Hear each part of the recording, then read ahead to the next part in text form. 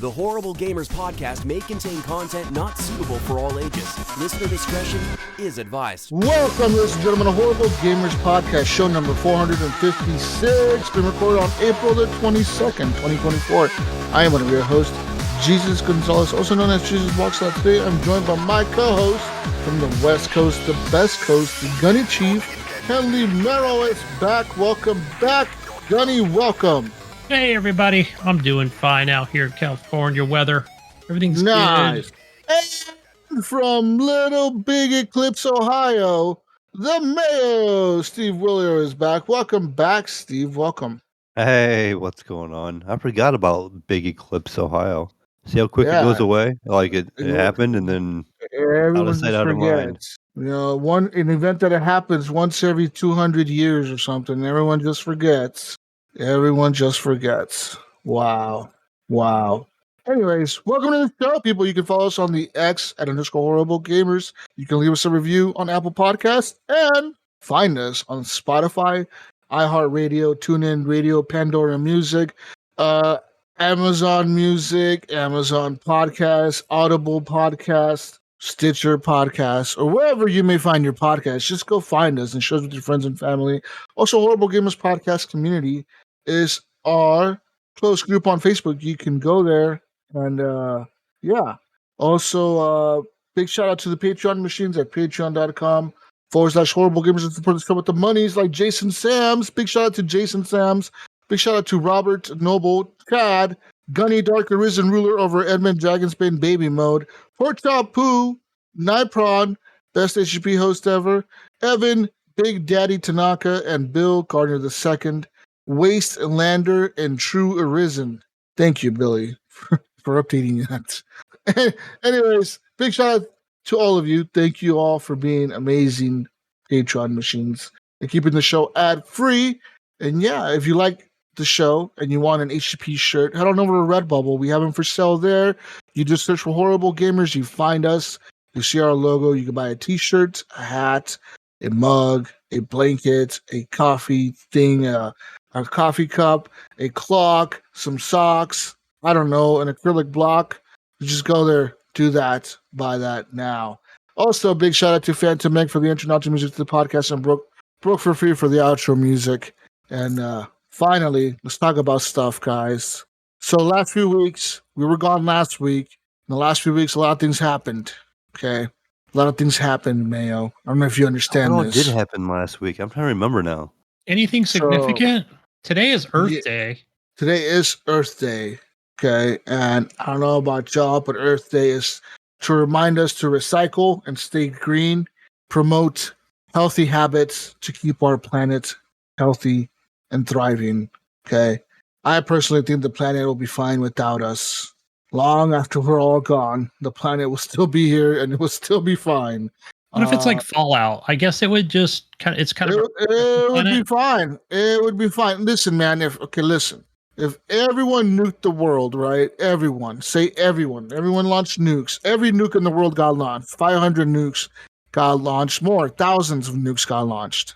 And the entire planet was fucked up. No one could live on the earth of the planet. Everything was so fucked. Even if everyone died, if every single human being died, no one survived, the planet would survive. It would be fucked up for a long time, but guaranteed that the planet would still be here for a very long time after that, and it would eventually repair itself. It would. Yeah, I can see that. Yeah. I could see it happening. It would definitely eventually repair itself. It wouldn't just stay. Yeah, it would be really fucked up for like hundreds of years, probably thousands of years, but it would be fine. Like eventually things would be like, all right, it's good enough now to like sustain life. It's good enough now to whatever, you know. And even then, even if everyone died, the cockroaches would still be alive. Right. You know, so there would still it'd be like probably the bugs, like cockroaches. They would still sustain life on this planet, but like little cockroaches will still be alive, and who knows, maybe eventually they would like mutate to become like humans or something. I feel like also like not the snakes, but the like probably the worms too would be like mutated as well. You know, because they can burrow underground. Yeah. Like, you know, that anything that lives under there. I can see mutated fucking worms coming out. So I think we would be fine. So yeah. But anyways, Earth Day is about going green and drive electric vehicles that kill the Earth by mining lithium and whatever else they use to make the batteries. You know. Anyways, As long as it's not here, okay? In America, we don't need that stuff. I don't need my drinking water poisoned. Damn it! listen, man, it's killing someone somewhere. Okay. Just That's because true. it don't affect us doesn't mean it don't affect nobody. Someone out there is working in that mine, mining that shit for us to be able to drive an electric car. I feel like it would be like this trade off of like, let's get rid of big oil, but then we're going to have big factories making lithium batteries. I don't know. I feel like there'd be waste still.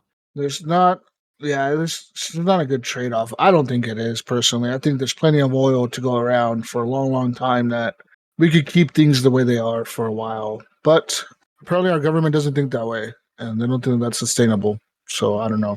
I personally think it's just a money thing. Government knows best, right? Yeah, they're always there for us. They're so good. They have our backs, right? They have the best intentions for you at all times.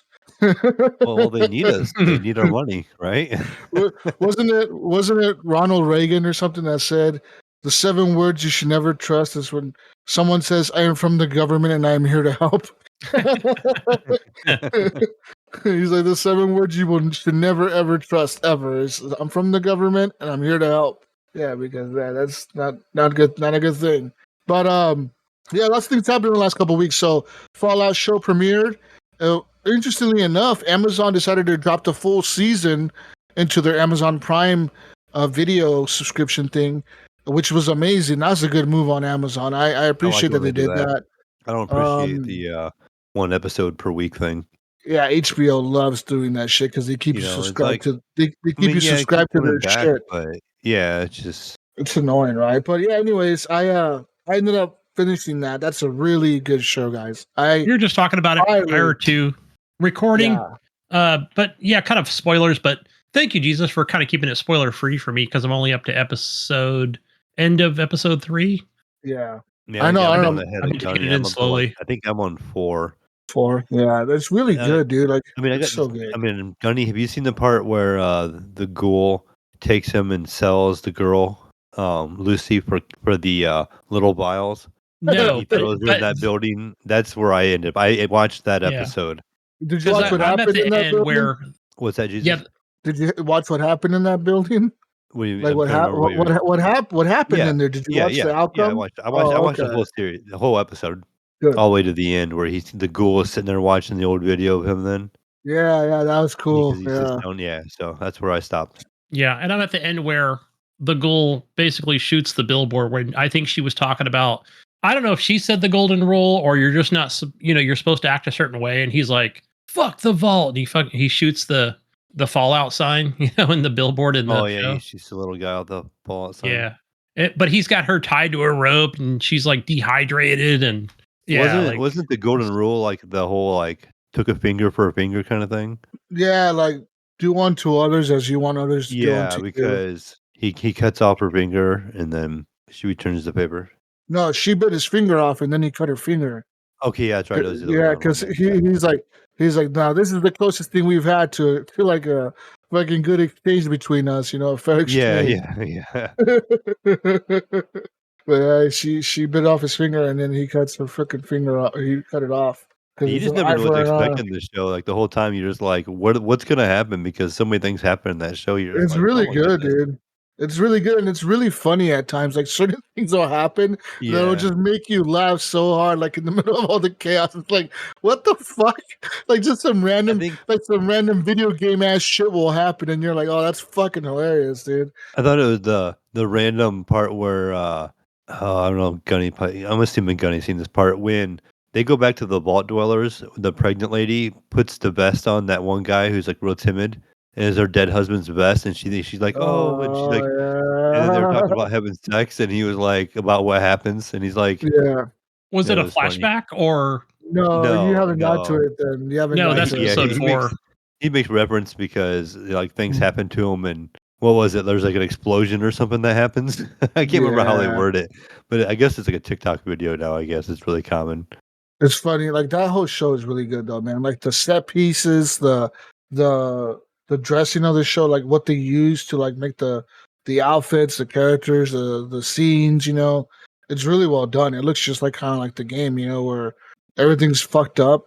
The whole world is destroyed or whatever, but you got all these vaults everywhere and shit. It's really well done, dude. And even the flashbacks are really cool because they have quite towards like the end of the season, towards like episodes 5, I would say, 6, 7, and 8. They have quite a bit of flashbacks to before the war or before the nukes fell, and even those settings are really cool. Like it looks really cool the way the way the colors are chosen, and everything looks kind of like futuristic, but like retro at the same time. Yeah. Like it looks like 60s, but it's like in the future. So it's really cool the way Yeah, they 'cause I do remember all like in the that. first episode, like a good example of that was they're at that little birthday party, Yeah, Yeah. it's more and when 50s. when the bomb look. hits, when they're running, the cars in the background are like very like futuristic looking. They're like a car, but they're like with Yeah, a big fin and stuff, and they're just like really weird shape. But yeah, then the they look TV like was like black 60s. and white, and stuff like that. Yeah. So it's kind of cool. So they got like 60s cars, but like TV's still black and white, and like it's cool the way they do all that, man. Like it's really fucking cool.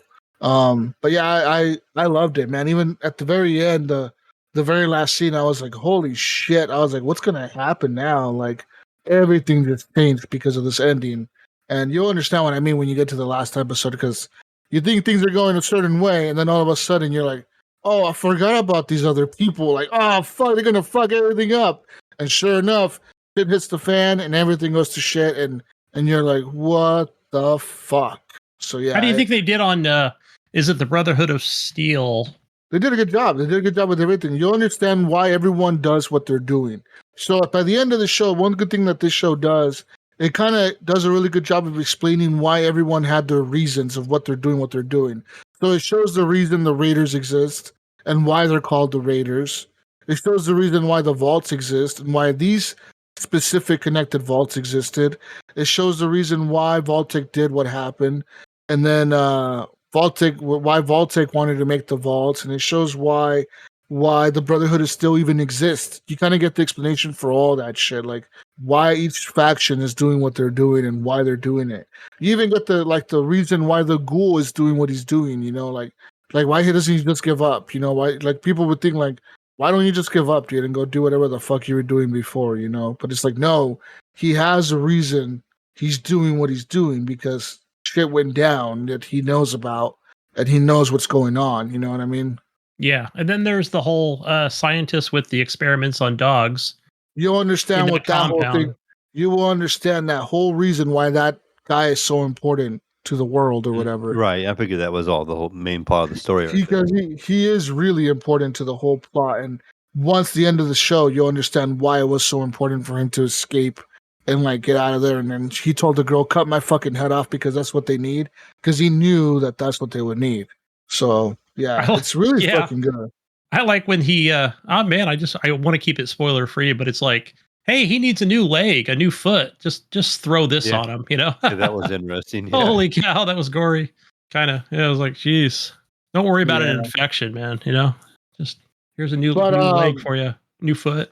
I mean, if you live in a world of radiation, I guess you're not gonna worry It's about Fallout, much, right? Yeah, why not? Yeah.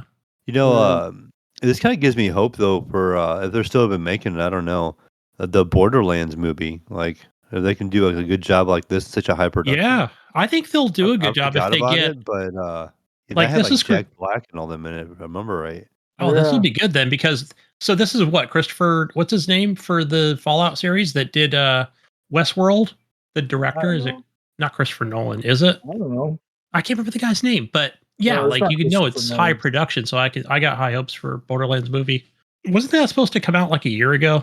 I don't know. It got delayed. Yeah, I don't know. Because I remember me and my son were really hyped about it like 2 years ago, and then I don't know what happened. I think it might have been during COVID, and then it just got delayed. So it's been a while. Might have been 2021. The shitty part about this is that the next season won't come out for another couple years. Oh, did they say that?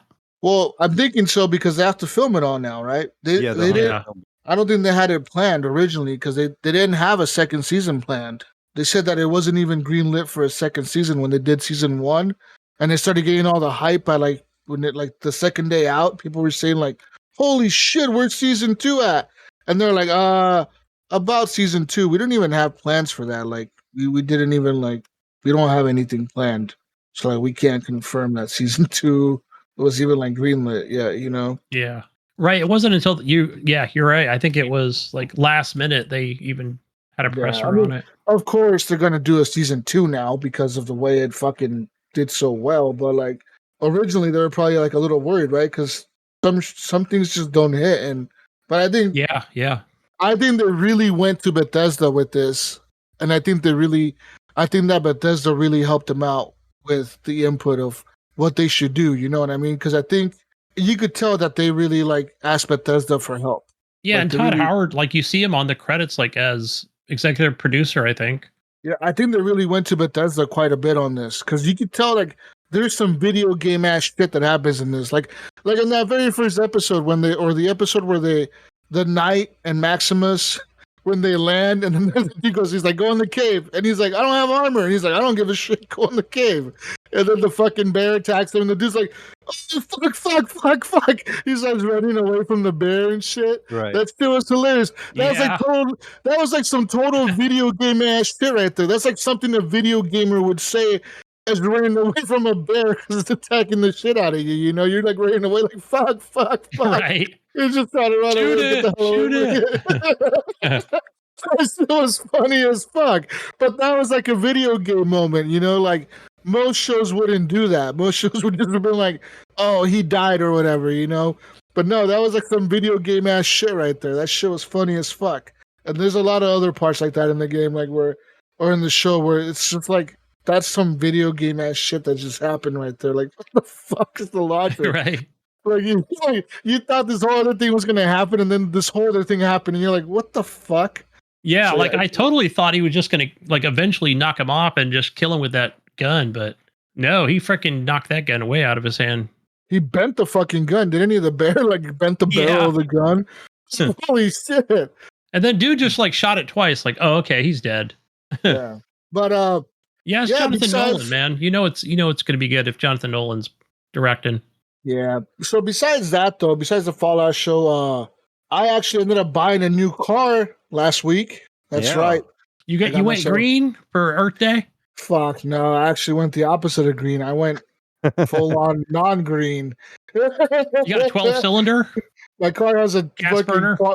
my car has a double, like a quad tip exhaust, a double exhaust. I went complete of fucking green, the opposite of green, dude. Like, Yeah. You took the catalytic converter off and everything, huh? I have a turbo So yeah, in fuck that. that. I don't need bitch. that. Only when I get a smog, I'll just put it back Oh. on. No, I didn't go green. I ended up buying a Hyundai Sonata 2024. It's an N line model, so it's like a sporty model or whatever. It looks nice. I Um, like it. Yeah, it's really nice, man. I've been getting compliments quite a bit for it. It's fucking awesome. I fucking love the car.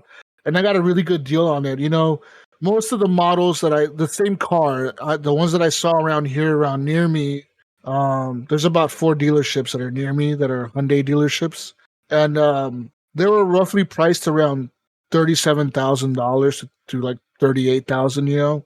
And where I bought it, which was a little bit further south than normal, like that I would drive usually.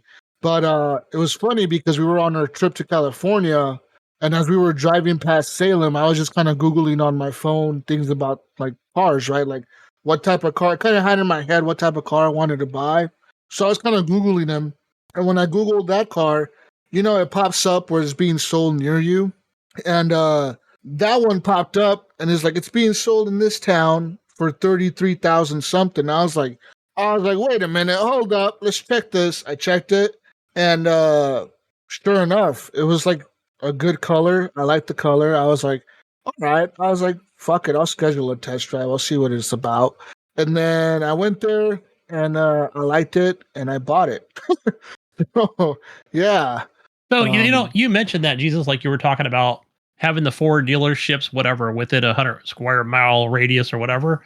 But Yeah. isn't that always better? Because then there's more competition to lower the price, right? Because they're all There competing against is. each other. There is, Right. but it's weird that they all have a roughly the same price on the car. They all have the car listed on their sites, the same the same. I would say the same trim, right? Not the because the Because they get Sonata all the has same different. MSRP, the same thing, but you just got Yeah, but up here, man, they're listed at 37,000, and it's weird that just 50 miles south or whatever, 60 miles south or however far I went, it was listed at 33,000. Even the dealership where I bought it, they're like, why did you drive all the way out here to buy this car when there's plenty of Hyundais near Portland? And I was like, yeah, there is, but they don't have this color in stock. First of all, they only have like a white. The only ones they had up here were like a solid white, all black, or like a silver, right? Like a metallic silver, like a just silver. Think of silver like gray. And the one down there was a Portofino gray, which is like a gray, but like a dark gray, kind of like a gunmetal. And it kind of has like the glittery shit in the paint. You know what I mean? Like it looks I kind like of the shiny. gunmetal colors. So it looked nice. It looks nice in the daytime. It looks really nice in the daytime. It looks really nice in the nighttime. You know what I mean? It looks nice in like both day and night. It's not like a solid like I said, it's like a weird color. Like at night it looks like it's black. Daytime you could tell it's gray. Like it's really nice, but it's a really dark gray. And the one that I was gonna look at up here was a silver one. So, but like I said, the pricing up here was 37,000 something compared to 33,000 something. It's like, dude, why would I not drive an extra 50 miles to save $4,000 fucking dollars? You know what I mean? And you think about it, you're saving more money because of whatever the interest you're paying on it anyway per month. Yeah. So you're really saving more than $4. Yeah. So I'm like, yeah, dude, like it's a big difference in terms of pricing. I was like, yeah, ain't no way that like I'm gonna fucking like not take the deal. I was like, yeah, I'll take this one. Because they're like even the dealership they straight up asked me, they're like, why the fuck did you come all the way down here to buy a car? I was like, because you guys are selling it really cheap compared to the other guys for a brand new car, which is the same thing as they're doing up there. And they're like, what the fuck? And sure enough, even the guy when he Googled it, he was like, why the fuck are we listing these at 33,000? Probably because the median like, house income up there is like way more than it is down there.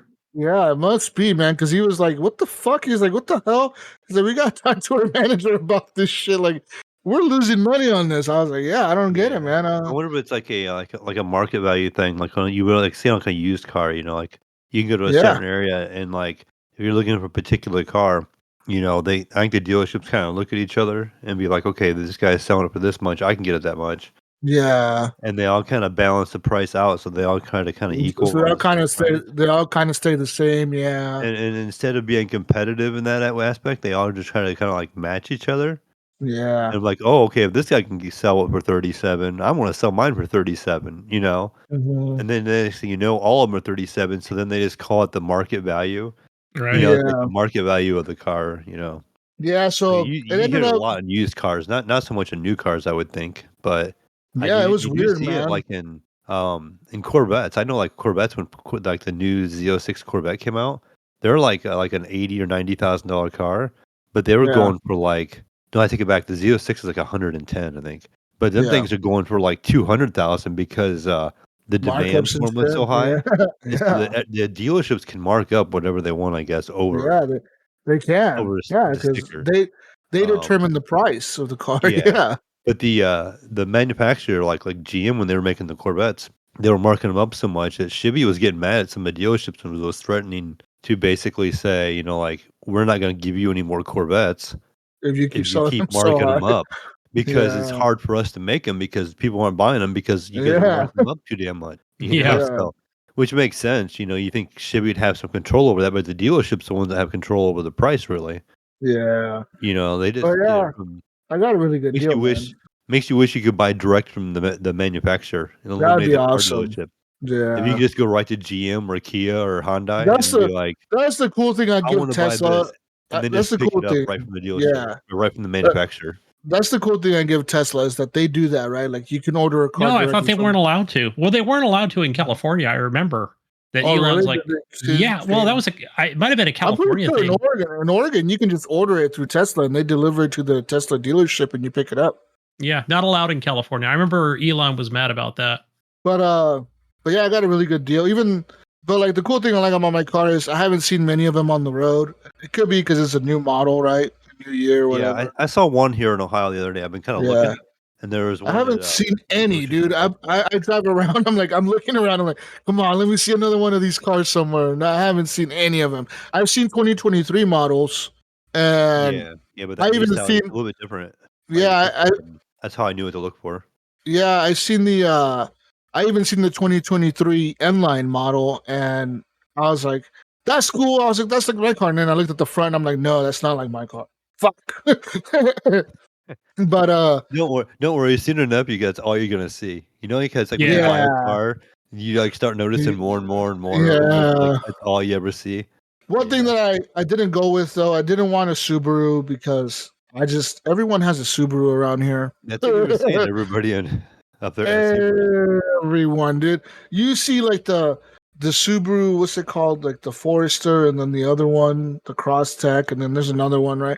Yeah, that's all you see everywhere, dude. Is Subarus and Teslas, dude. You see Tesla and Subaru just everywhere in Oregon, dude. Like they're just fucking everyone's driving a fucking Tesla or a fucking Subaru.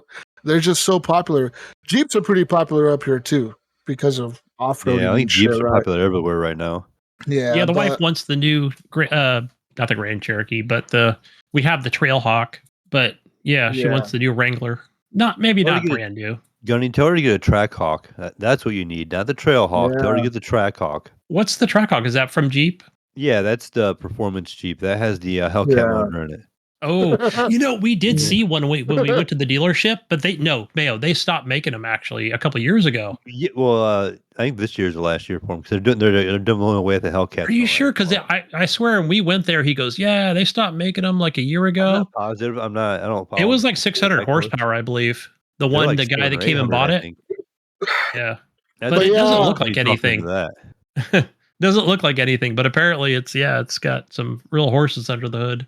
And it's but all wheel yeah, drive. Though. pretty much that's what I did. I bought a car, been dealing with that, and then I just been chilling, dude.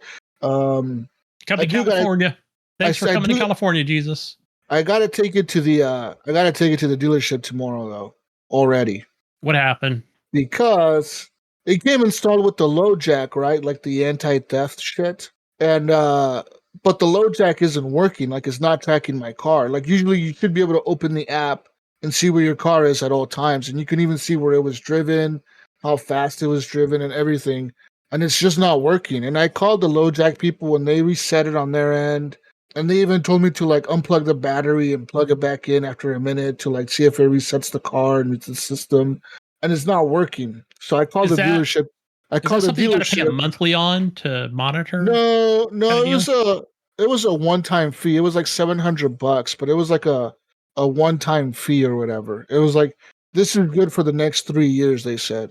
Yeah, So it's they're something like, similar to like I know like GM has OnStar. Like for my Camaro, they had OnStar, yeah, and that would it shows you like if the car's ever stolen, they can track it and they can see your speed. If you're ever in a crash, it calls yeah. like 911 for you. I didn't get mine. I turned mine all off right away because I so my card comes with two things. It comes with that one, but it also comes with the Hyundai one, which is like that. It's like the Hyundai where like they track you if you get in an accident and shit. But the low jack apparently talks directly to the police department. So they said if your car ever gets stolen, and you report it stolen through this low jack, it automatically sends it to the police, and they could find your car within like 25 minutes hmm because they can like it directly gives them the location where the car is, where it's traveling, where it's going, and then they can talk to the car and shut it off. And then your car will be recovered. And they said if for some reason the fucking person that steals your car disables it somehow and we don't find your car, low jack themselves will pay you 10 grand because it didn't find your car. You know what I mean? And I was like, okay, sounds like a good deal. I'll do it. A peace of Yeah. mind, you know what I mean? It's like a good peace of mind, because it has the Hyundai thing themselves. Like Hyundai can track it themselves and shut it off themselves, but then LoJack can do it themselves too. So both motherfuckers and the police working together should be able to find the fucking car, wherever it's at. Yeah. Because When they said nowadays most people what they do is when they steal a car is they'll take off the antenna of the car or they'll disable the antenna, thinking that if the car has no signal to the internet or whatever, like if it can't send signals to the company that owns the car, like GM or Toyota, Hyundai, Honda, whoever, that they think by disabling that's enough to steal the car, but they don't realize that the car has a low jack in it installed. So they'll just disable that part, but they won't disable the low jack. They said most people don't think about that when they steal the car. And I'm like, yeah, I guess makes sense. I don't know. I got it. It came installed with it. I could have had them remove it, but I had to pay them to remove it. Yeah, because that was the thing. Okay, Jesus, when I went and got it was like almost 4 months the same ago. cost. 4 months ago, Jesus, when I went to, like basically I kind of lost both Jeeps in a sense. One was sold, one was broken. So I remember, Mayo, did I call you about that? Or I think it was some friends where I said, Dad, dang it. We went and looked. We were going to go look at, I forgot what it was. It was a car. Could have been another Jeep or something. And the guy at the dealership, I guess, was communicating with the wife via text or email or something or phone. And he's like, yeah, well, so, and then I guess she saw it on the website. I think you were right. It was about $700 for this low jack thing. And the wife's like, what the fuck is that? I don't even know what that is. Why am I paying for that? Like, I didn't understand. I knew what low jack was, but I was like, oh, I said, okay, well, can we not get low jack? No, well, it's already installed. Unless you want, you'll have to pay us to remove it. Yeah, like, well, fuck you. I don't want your car then. And then, but they did call back eventually, Jesus, like the next day, and he's like, oh, we'll remove it for free if you come look at the car, I don't know, but I thought it would be a good thing to have, but it would. I mean, I think it is. Personally, I want it because even in my old car, I had a GPS in it that I bought myself that was almost like a low jack, right? Where you can track the car via like cell phone signal. It had its own signal, and it would tell me where the car is at all times. And I had that because in Portland, car thefts are pretty popular. Cars get stolen quite a bit. So I was like, yeah, I'd rather just have the peace of mind of being able to get my fucking car back. You know what I mean? If it ever gets stolen. Plus, it lowers my insurance by a little bit too, or whatever. It gives you like a discount on your premium or whatever because you have some anti-theft bullshit in it. Right. But yeah, other than that, man, it's a nice car and I fucking love it. I want any excuse to drive it now. Nice. That's yeah, awesome. that happens. It's like I want to go everywhere with this fucking thing, dude. I'm trying to drive it everywhere. I don't give a fuck. Just give me an excuse to drive it. You and I were talking about trading your other car in. I'm like, if you have the other car, you're just not going to drive it because you're going to find every excuse in the book to drive the other one. You're going to walk out and see both of them sitting there, and you're going to be like, oh yeah, let me get in the new one. Oh, I didn't even bring the keys to the other one. Oh my goodness, I want to take the new one. I guess Such an inconvenience. It's warm today, and the air conditioning in the new car works way better than the old car. Let's go ahead and just take that one. Yeah. Well, so yeah, I ended up buying some liners for it. I think I went with the some company called Last Fit. They seem to be pretty decent. They were pretty cheap. They weren't as expensive as WeatherTech, man. WeatherTech, I looked at them I have some WeatherTechs in my Nissan actually. They were I did not buy them myself, but they're really nice. Yeah, they were like $500, $400 for WeatherTech. I was like, fuck that. A guy I worked with had a Nissan identical to mine, and he had bought it brand new, and he had it for like 3 months at the time. Yeah. And he got T-boned by somebody. Well, then he bought. Well, he kept them, and when they got rid of his car, well, he bought another Nissan thinking he was going to put them in that one. But the year after ours, they changed the interior of them and the body style a little bit, and they didn't fit. So he just brought them to work and gave them to me. He's like, "You can just have them if you want them." I'm like, "Sweet." That's badass. That's badass. Yeah, the ones that I bought were like $115. I was like, I'd rather have these. I was like, just to keep the carpet clean, tap all the mud and shit. Because Oregon, it rains a lot. That's the one thing that's an issue here. Is if you have a carpet in your car, you're gonna get it dirty, no matter what you try. It's going to get dirty because of the rain. You know what I mean? It's always raining. So I was like, yeah, I want that. I want to make sure my carpet stays. I'm assuming these are like the WeatherTech ones. They kind of come up really high on the sides. Yeah, they cover the entire. You don't see any of the carpet. Yeah. Yeah, they said these are not just floor mats, right? No, they cover everything. Yeah, they're like plastic. They're like rubber. It covers like the whole shape of the bottom of the car, and it's all pre like bent and manufactured. It would just drop perfectly in. And then looking at the reviews, people were actually saying that Last Fit fits better than WeatherTech. That WeatherTech will still show some of the edges on the top sometimes, whereas Last Fit really does cover like everything all the way to the trim. Like they're like this that shit really covers everything. Like, it goes all the way to the edge. Like, you will never get anything dirty with these fucking things in your car. And Monday, I'm gonna tint the windows. That's the second thing I was planning to do with the car when I bought it. I was like, I gotta tint the windows. I got to. So Monday, I'm taking it in. I have the windows tinted, and then I'll be good. And then I don't know what else, Mayo. Eventually, I'll want to do something else to it. Oh man, you gonna get the Uh, bug. You go like, I want to do something else. I want to do this. I want to do that. I know. Did you give it? I did that with the Camaro. It's like I just recently bought a whole bunch of stuff for the Camaro, but I don't have it yet. It's still in the shop. Like I have Yeah. all these things I just bought. I actually bought some new floor mats for the Camaro actually, and the factory ones are just black. And Yeah. I got some one they're like Lund or something like that. They're an expensive brand. Yeah. They're like $200 for the set. Yeah. I ended up finding the guy that had some on Marketplace, used for like 100, and they're like in Okay. perfect condition. He only had them for a couple months, and then bought a different Camaro, and he bought a Z01, and these ones say Camaro SS on them and says Z01, so he got new Oh, ones. okay. And so I bought these for like $100. They came in the mail Nice. today, but they're actually at the office down there, and I can't get to them until the morning. So even though the Yeah. car's not here, I can't put them in the car yet. But So, but yeah, man. Hopefully tomorrow my load jack gets to be working. The guy at the load jack, when I called him, they said it's probably just like a wire that they fucked up. Like they probably just got to plug in one wire and it'll work. Like sometimes they'll just install it and they don't check it, themselves. Because when they install it, they don't turn it on. They just install it. You know what I mean? And then when you buy the car, the dealership gives you the code to activate it or whatever. And they gave me the code and I activated it there and then, but when it didn't show up when I was there and it didn't show up on the map, I told them and they were like, "Oh no, it might take a few hours for it to actually like turn on." You know what I mean? So I didn't give it much thought. Then the next day it still wasn't working. That's when I called everyone and they did all the support troubleshooting bullshit. So now I gotta take it in, have them really look at it and see what they tell me. But yeah, if they tell me that they can't get it to work or whatever, I'll be like, "Give me my fucking money back, then, Yeah, motherfuckers." exactly. Yeah. $700 fucking dollars for this shit. I'm not gonna fucking do that, dude. Sold me a Fuck out of here. lemon. Yeah, motherfucker. Take the car back.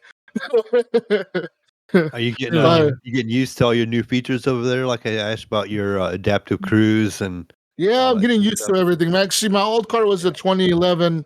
It was a 2011 It's all Ford changed a Taurus. lot in the last couple years, really. And holy shit, dude, this car has like a full digital display across. So it has a digital display in front of me, and it goes like it's like a big iPad. It's connected. It goes all the way across the dash to the middle, and it's like two 12-inch screens in front of you, and then it has like all these fucking features, dude. I'm like, it has lane Yeah, I seen it assist, had the all this shit. adaptive cruise. It has that like stopping too, where like if somebody like I don't know Yeah, if you experienced it yet, but like if you get too close to a car, it'll brake up for you automatically. Like yeah. the It'll don't warn whenever you. this happened to me one time, and my girlfriend's car is like this, right? She has a lot of Yeah, these features, and one time my car was turning, and I just kind of let up on it. I'm kind of rolling at it, but the car thought I was getting too close, and it just like automatically like brake checked by itself. Like it just like slams on the brakes and gives me like this little warning because it has like a sensor in the front of the car, yeah. and it thought I was too close. It wasn't happy, because the car was turning, and he was like Mm, almost out of the lane. And so I mm. just kinda letting the car roll, and the computer thought I was way too close evidently. Like, it was, like, slamming on the brakes. I'm like, "Whoa." And she's had that happen to her before too, but and Yeah. then some of hers I don't know if yours has this, and it's kinda neat because, it almost has, like, a video game feedback, right? So, like, it has this lane assist, but if you don't turn your turn signal and you kinda, like, shift lanes, the steering wheel will give you a little bit of resistance and vibration as you're crossing over the lane, trying to break into another lane. I Yeah, don't it know if your does that car to has it or me. not, Yeah. unless you turn your turn signal on. If you turn your turn signal on, it won't do it. But if you Yeah, it don't have won't your do turn it. signal on, it gives you, like, resistance as you're Yeah. crossing over the other lane. It'll, like, shake the wheel a little bit Yeah. and kinda, like, Yeah, fight I you oh, if you noticed try that's to that. interesting. Yeah. It beeped at me run this over it. morning because Using I some did video game that. logic there. What's up? This morning Yeah, it I does. was kinda speeding to work and I was behind a semi and we were getting off the on-ramp to another freeway and as I was trying to pass the semi, I was gonna switch over to the left lane. And my car was like, "Fuck you, man! You ain't doing this shit." But it still let me do it. Yeah, It it let me lets you do do it, but it, it bites you but for a little bit, it like was beeping like a motherfucker. It was like beep beep beep beep. I was like, "What the fuck?" I was like, "Let me go, motherfucker! I don't want to yeah. drive." Yeah, just throw your turn signal on and it won't do it that way, like, Yeah, but it's kinda I interesting. fucking I love the car, man, and I'm excited to have it for a while.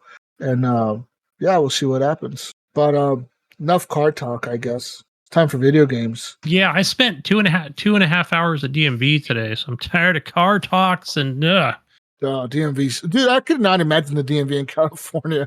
I could not Yeah, that would imagine be that bad. DMV. So you can Oh make my an God. appointment. But okay, I'm off on Mondays. That's we're recording today. I'm off Yeah. of work. But no, this was like okay, so then my son, he's 18, he's gonna get his license. But then Saturday we're like, when does your permit expire? Like it's gotta be expiring soon. And of course he checked it and he's like, yeah, that expired like a month ago.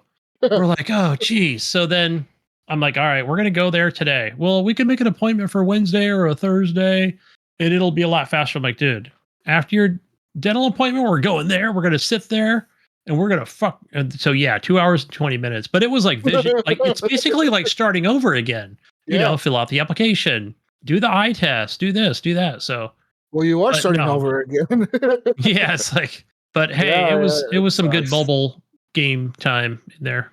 DMV fucking sucks. I don't like it, but And it's not quite summer, Yeah. so yeah, the weather was okay. video games wise, I played a little bit of Battlefield 2042 again.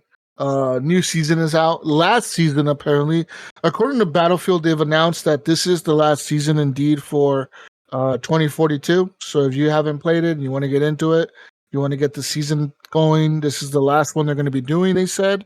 They said moving forward, most of the team has now been shifted to the next Battlefield game, which is it's just going to be called Battlefield. It's not going to be called Battlefield something. It's just going to be called Battlefield. And they said that game will be coming out maybe this year or next year. They might drop a trailer this year and start talking about it, but I don't think it'll be this year. I think it'll be more like next year. You know what I mean? But they said they're shifting focus, and that a skeleton crew will be working on 2042 for stability patches and like weapon balancing and all that bullshit. But they said like don't expect no more new guns, don't expect no more new maps, don't expect no new vehicles, don't expect anything else that's new. We are done supporting the game that way. So there's that. So finally the end of 2042 has come. 2 years later. How long has it been? Has it been? 3? It's been 3, correct? I don't know, I think 2 or 3. I don't know how long it's been. But so there's that.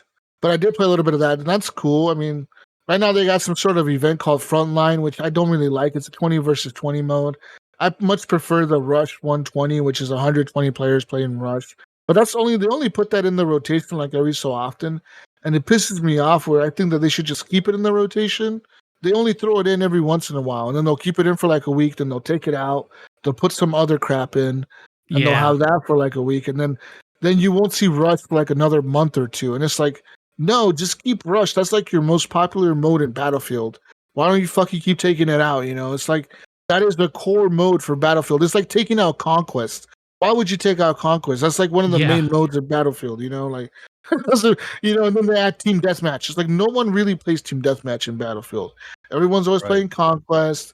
Everyone's always playing Conquest or Rush. Or in this game they have Breakthrough, which is kind of like Rush, but you don't have to blow up the objectives. You just kind of just have to capture them. But it's the same as Rush, right? Like you're pushing the enemy back on the map or whatever. But yeah, I played a little bit of that. I did play some more News Tower since we spoke last time, and I did beat it. So I technically beat it. I mean, I got to where it said this is like the end of what we have for the story. So the game is early access, right? So I'm assuming like they don't have much, but they do have quite a bit of content for like the main story. But the game before I got to the end of the game, they did patch in an endless mode. So when they get to that point in the game, and the game will tell you like, hey, look, this is like the end of the game, but you can keep playing in endless mode to see how far you can go. It says we will not generate any new stories that are based on historical accuracies. You know what I mean? Like, so like we're not gonna you won't get any stories that pop up that are based on history. Anything that pops up will just be random, like sports, crime, whatever. It'll just be random stories that pop up. But before that, there were some historically accurate stories popping up. That'll be like breaking news: Herbert Hoover signs the thing to build the Hoover Dam, and then you could send reporters to cover that breaking news, you know what I mean? Or it'll be like, breaking news, the economy is fucking crashing or whatever. Like, no one knows what's going to happen. Is this the great collapse? What's going on? Banks are closing left and right. Or it'll be like, breaking news, whatever, like fucking World War One has ended. Like shit like that, right? So it has like that style of stuff, like historically accurate news. But up to a certain point, I think like the year ends at like maybe 1935 or something like that. So right before World War II. So yeah, I'm assuming eventually the game, when they do the 1.0 release, I wonder up to what decade they're going to do the news up to, right? Like, is the game going to end in the year 2000? Is the game going to end in the year 1980? Is it going to end the year 1990?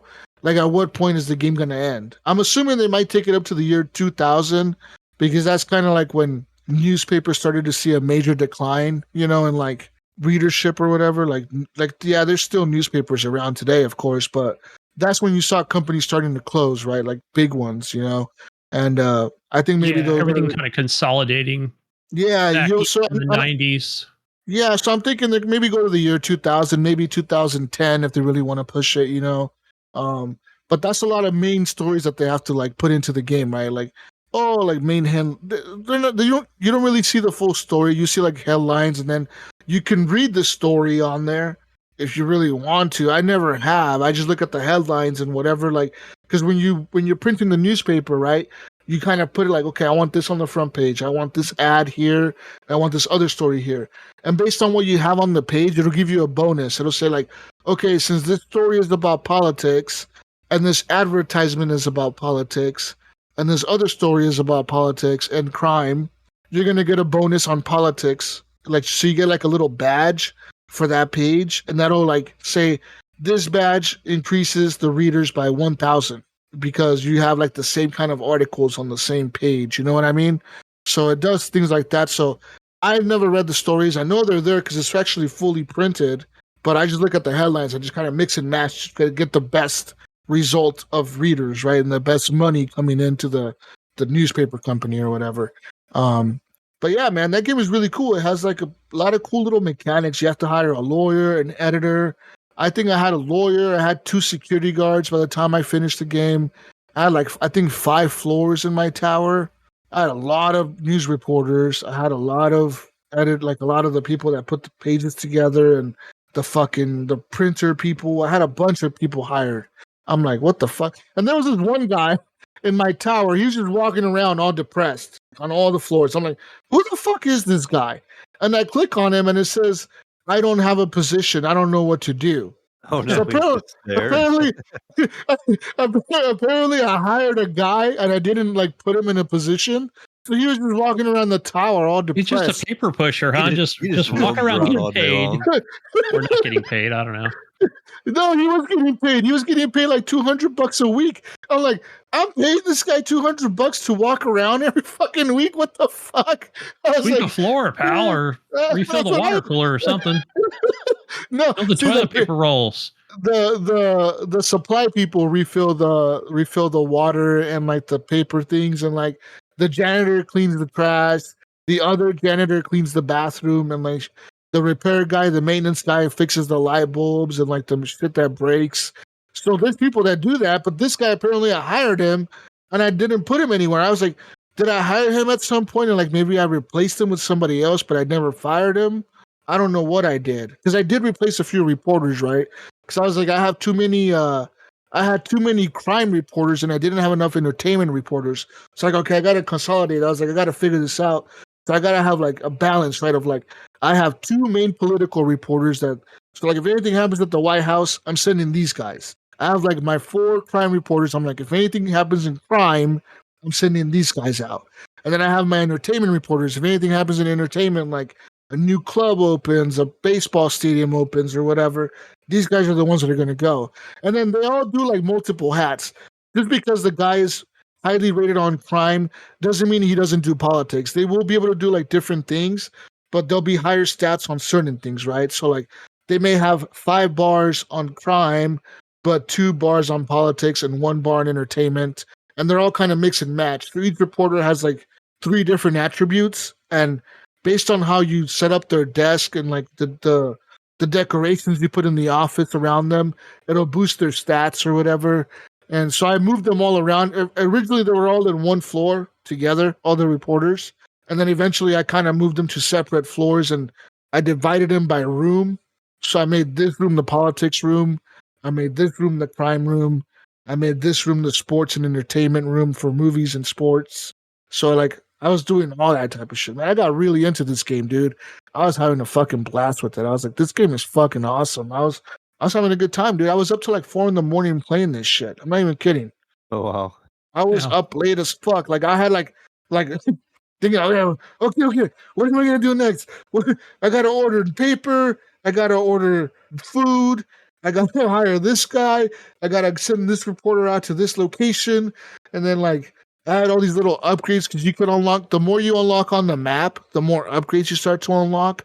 So you can unlock like upgrades for your lawyer to make him more efficient at fighting lawsuits. You can upgrade your security team so they can fight protesters, and like if the mob ever comes and tries to smash your place up, you can upgrade them to be able to fight the mob faster and get them out of there faster.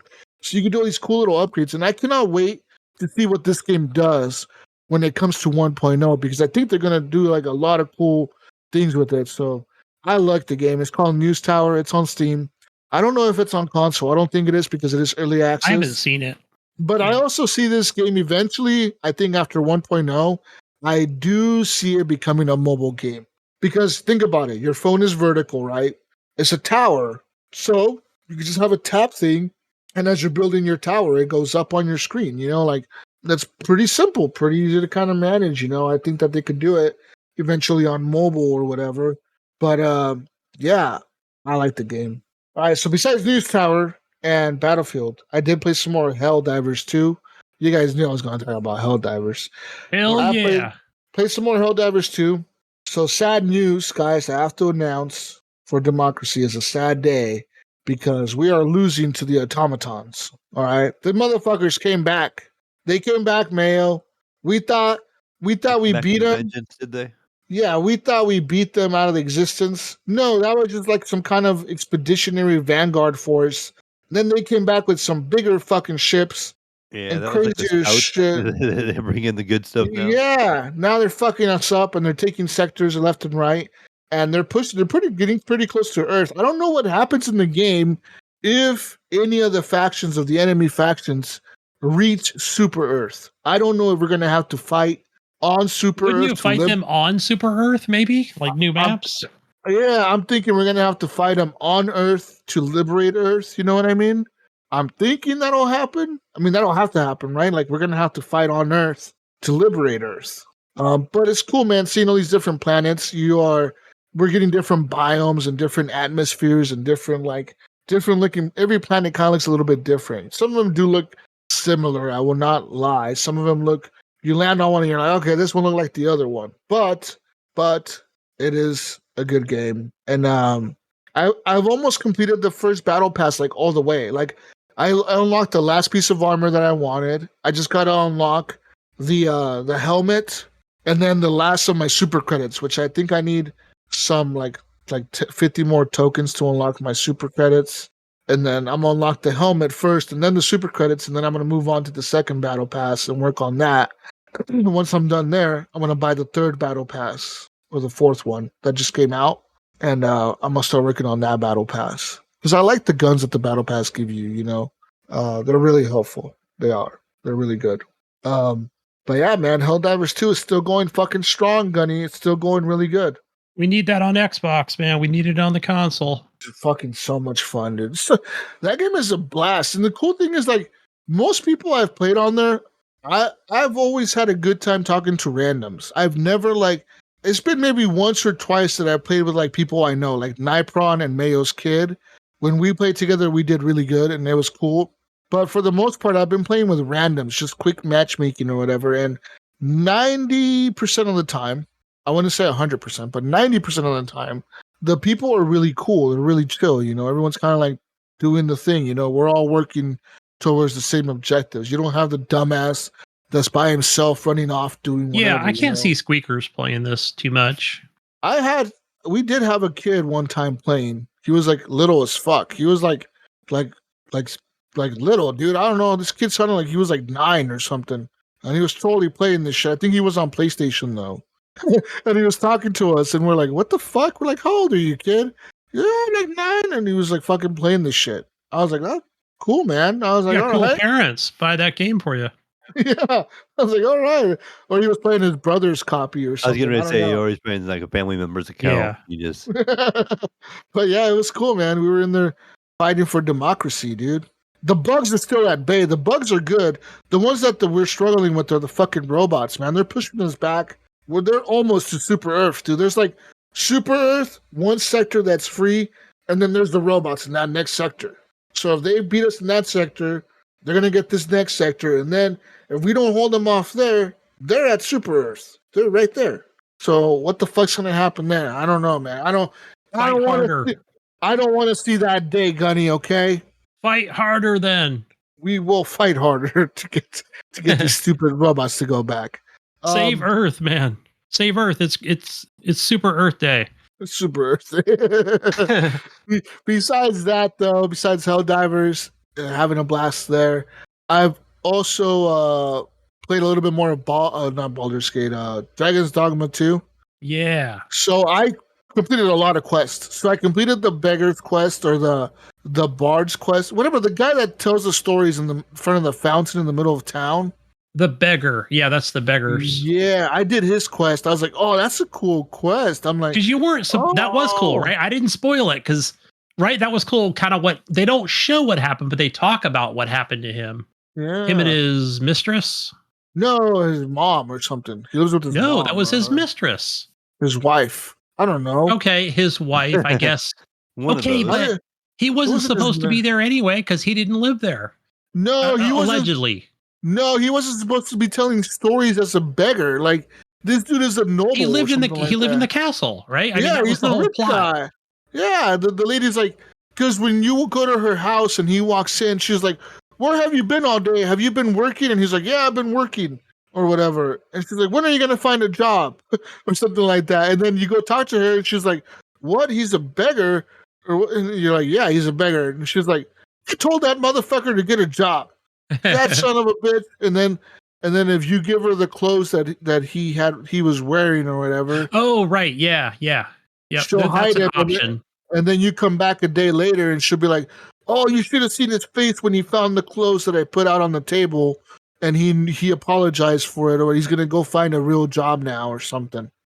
So basically, you were the cause of the end result, right? If you showed her the clothes, because when you go back like that second or third time, then the guard's like, yeah, you don't want to go in there. You don't want to know what happened in there. But yeah, and then I ran into the guy in the castle that's trying to sell me a house, but he's trying to sell me a house for like 200,000 gold, and I'm like, dude, I only got like 50,000 gold. I don't have 200,000 gold. That's a lot of gold. But I'm like, I bet that house is nice. But I have the other house. I have the other house in the little town. And then I did the quest with the finding the chick from that town, that town in the north. The chick that went missing, the one that ran away. Yeah, she I keeps found coming her. back to me for I a found her. romantic relationship. Yeah, I found her in that little town. I went back there. I found her. And now my next quest is to go tell the guy that I went to go tell him that I found her. And I don't know what other quest I have left. I went to the secret city. Did you go to the secret city in the north? I don't think I Right. had because so the last time we were recording, Jesus, you were talking about that mission that would change everything, and I forgot the name of that mission when you talked to the captain.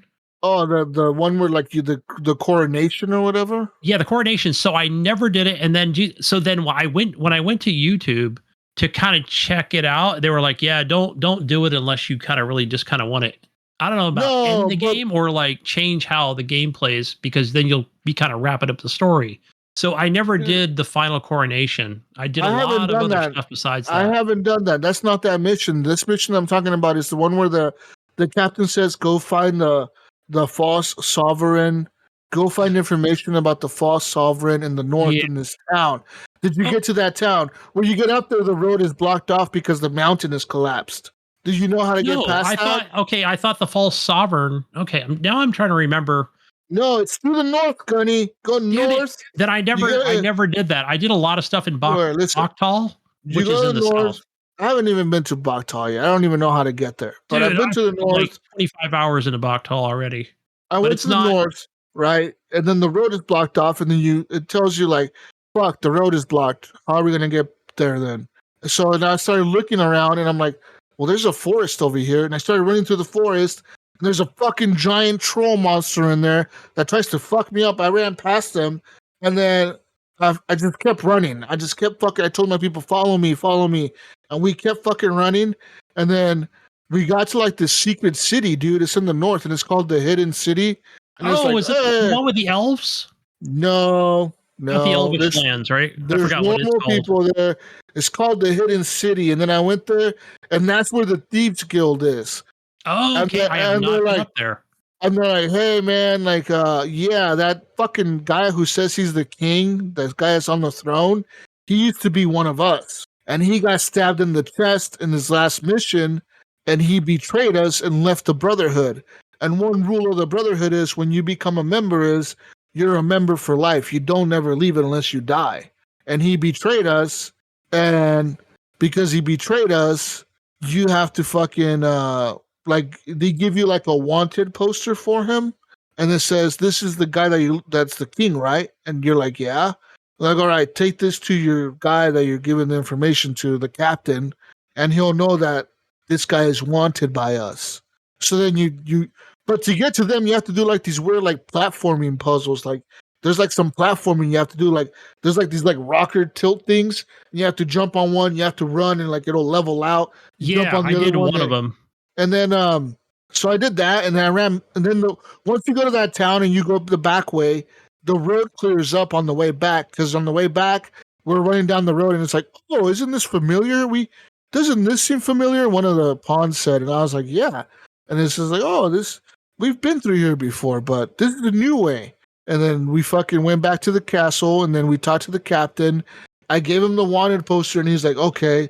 He's like, this confirms that this guy is not the real king, but this isn't enough proof to try to convince everyone. You know what I mean? He's like, if we go to if we show up in the castle and we're like, hey, this guy's not the king, they'll just have us arrested for treason. You know, like the queen will just have us killed or whatever. You know, like some Queen Cersei type shit. Like she'll just have us killed or whatever for betraying the king or whatever. So we gotta fucking get in there and fucking. And I haven't really talked to the queen. I've been in her room and just kind of like, I pressed A on the controller to see like, oh, does it start anything? But since none of that stuff's kind of activated, she just kind of said some random stuff, and I thought, okay, I'm gonna leave this alone and just go out and level up and visit the lands. But yeah, I did see that guy who sits on the throne. They showed it in one of the cutscenes in the game for like a few seconds, but then I also saw him. He was going through one of the gates to go down to Bakhtal. Like that was also another cutscene. I was like, what's going on here? So I haven't really gotten a lot of like that main story stuff where I'm like, okay, I'm just going to level up and kind of stay away from it. So I've just been doing exploring and leveling up. Yeah, the only side quest I have left now is go to Bakhtal to find the stone sculptor guy. But I'm not gonna do that. I'm not gonna do that. I think you gotta deliver a letter and some other stuff. I'm not doing that. I'm gonna do the coronation next. That's because I don't care if it kills that quest line. Because I'm like, there's certain quest lines that I don't give a shit about, and I don't give a shit about some stone sculptor guy. So I'm gonna just skip that, and then I'll face the punishment for skipping it. So I'm gonna do the coronation. Because I think once you do the coronation, you get a beast mask to be able to get into Bakhtal. Through the gate. you get a letter of residency or something like that. Yeah, so I have both. I've got a permit to cross through, and then I've also got a residency for Bakhtal. Yeah, so I'm gonna do it, and then I'm gonna just do that, and then that's what I'm gonna do next. But I've been playing the shit out of that game. That game is fucking cool. I got like my spear guy. I forget what the fuck they're called. Like it's like a dragon Mystic Spear Hand. Yeah, that one. I have him to level 7 now. I want to switch my Joy. I want to switch her to become so she's what the fuck is she? She's there's mage, right? No, mage or sorcerer. No, she's a mage. I want her to be a sorcerer. You can change her. You can just Well, go up to I the did. guild No, and then I just did. change I her. did. Yep. But she's level 1 sorcerer right now, so I'm trying to level her up because I want her to be and able she to stays that do same shit. level even though you switch her. No, the levels are based on how you use them. Well, yeah, then she'll have to learn new abilities, right? But Well, yeah, I believe she'll. eh, So if she's level 7, she still stays the 7. she stays level 7, but she's She stays level level 1. 7, but she has to relearn abilities. Yeah, she's Basically, level 1 sorcerer. Yeah. correct. Now, if I use her, would she level at Yeah, all? she'll level up. She'll get XP. She won't. So you can't borrow her, Mayo. If that's what you're asking, no, she will not level up if you keep her from Okay, a 'cause I friend through borrowed her the. up before, but I never borrowed her. Yeah. So Yeah, you basically, can. that's the whole point, right, Mayo? Of like you go into the rift, and you'll take one of Jesus's pawns, like his main pawn, actually, and then you're only going to keep her for like I don't know, maybe a few hours, even, right? And you'll be like, oh wow, like she's a great fucking sorcerer, but now now you're level 11, but she's 7, so then you want to trade her back in. But here's the thing: if Jesus is continually playing the game, if you turn her in, you know, And like then you if you get her want to right replace back. her, she might come out of level 12, Yeah, if you right? take her Because right Jesus back, has leveled her up since then. yeah, she'll come back as a new level or whatever. So So she if she's doesn't. with me, I wouldn't be able to help level her if I'm No, using her. you can't. Correct. No. You can't do. change her No, outfits or no, yeah, weapons. no, yes, you can. You can change everything. You can level her up, and you can change her outfits. It'll just say, like, if you buy her better armor, right? You take her to the store and you say, "Oh, this armor is way better. I'm gonna buy this for her." But no, your It'll say, main pawn, but not your friend's pawns. no, your friend's pawn. You can. You can buy armor for your pawns, and it'll just tell you, "Hey, look, by buying this armor for this pawn and equipping it on them, you're basically gifting this item to this player."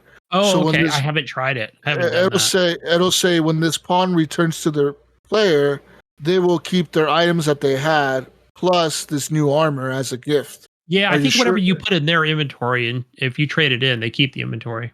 Yeah, it'll say, "Are you sure you want to give them this armor because they will not take it off if you kick them out of your group." I So make yeah, sure when I turn in pawns, they all have rotten apples on them. Mayo, if she's fighting with you, she does level up. When I get her back, it'll say, "Oh, she was with Mayo for 3 days, and they defeated an ogre, and they defeated a cyclops, and then they defeated a fucking one of the flying creatures. What the fuck are those things called? A Pegasus or whatever the fuck they're called, right? Oh Is that what they're yeah, called? man, those are actually easy. I can't kill a fucking dragon to save my life, but Oh, dragons fucked me up, dude. Dragon is scary. damn, Dragon is scary, dude. I ran into that motherfucker Yeah. 3 times, and that motherfucker is scary. I thought, oh, I have a chance. No, you don't have a chance. You got to be like a bad motherfucker to kill that dragon, dude. You do. I'm level 49, and I was struggling. Yeah. So yeah, I think I'm haven't played level the game much 27. lately here. I tried to get back into it yesterday. I fired it up for a little bit, and I was trying to remember what was going on. I'm like, oh, what do I have going on over here? Like I was in the middle of a quest, and then of course I'm in the game, right? And this is still pretty early in the game. It's this one quest. I'm in this cave where these trolls and stuff are down in this cave, and there's a bridge, right, Johnny? I'm walking across the bridge, and I see like down below there's like a lower level underneath. And then, like, there's a ledge around the side where you can kind of jump to. So instead of me going across the bridge, I jump on the ledge. Well, one of the pawns follows me. Well, he misses like the ledge and falls and dies. He's like down in the bottom of the hole, and he's like Yeah. revive him. And the controller on the PlayStation makes noise like to revive the person and stuff. But I couldn't get down to him, so they just like died because I couldn't know how to get down there. And so then I'm like, okay, I didn't have that pawn the whole time. And then I just when I finally got back into town, I had and of course too when I come out of the cave, right, it's dark as well. So then I'm like trying to wait it out, because I have one last pawn with me, and I finally waited out, get back to town, and I just hiring a different pawn. Like I didn't Yeah. know how to bring her back or anything. I just ended up hiring somebody new, and I did see just moved on. earlier last week they did some hot fixes on pawns least likely now to fall off ledges because like I was talking about last time where I might be on the coast and I could be up on some pretty high kind of these rocky sort of areas and I feel like I'm a veteran player, right? So I'm doing pretty good and like okay, hop onto this ledge, go over here. Okay, is there anything around this ledge and it's like a pretty high drop, but I'm gonna make sure like I'm not gonna. And then here comes one of my pawns. I can make it, Your Highness. Yeah, And then they it fall down to their fell. death, and I'm like, And, Dude, it's like taking a bunch of Jesus, you know 4-year-olds on a field trip here. Like through the the noise it makes when your pawn dies. And I had one fall in a hole, and I didn't know how to get down to it, and it just like died because I couldn't get down there. But it kept giving me the warning. It was like beep beep, and that little right, yeah, sound it on- just on kind of your beeping at you the whole controller. time. on your But one of the controller cool, or I don't know if whatever. this is a cool thing or not, Yeah, but like on the PS5 controller. if they do fall, or let's just say they go down, right? They're kind of like they need to be revived. But let's say you're kind of fighting like an ogre or whatever, fucking Pegasus, I don't know, like. But the fight has kind of moved over a little bit. It's kind of like what's the monsters game, right? Like it might move to a different location, but not far. And then one of your other pawns will pick up the fallen pawn. They won't revive them, but they will pick them up and take them to you. I'm like, okay, well, put them down so I can revive them since, I guess I'm the only one that has the ability. So, yeah. But yeah, That would have I've been been great too. My disappointed. pawns Like, could went down and got him, but I didn't know how to get down there.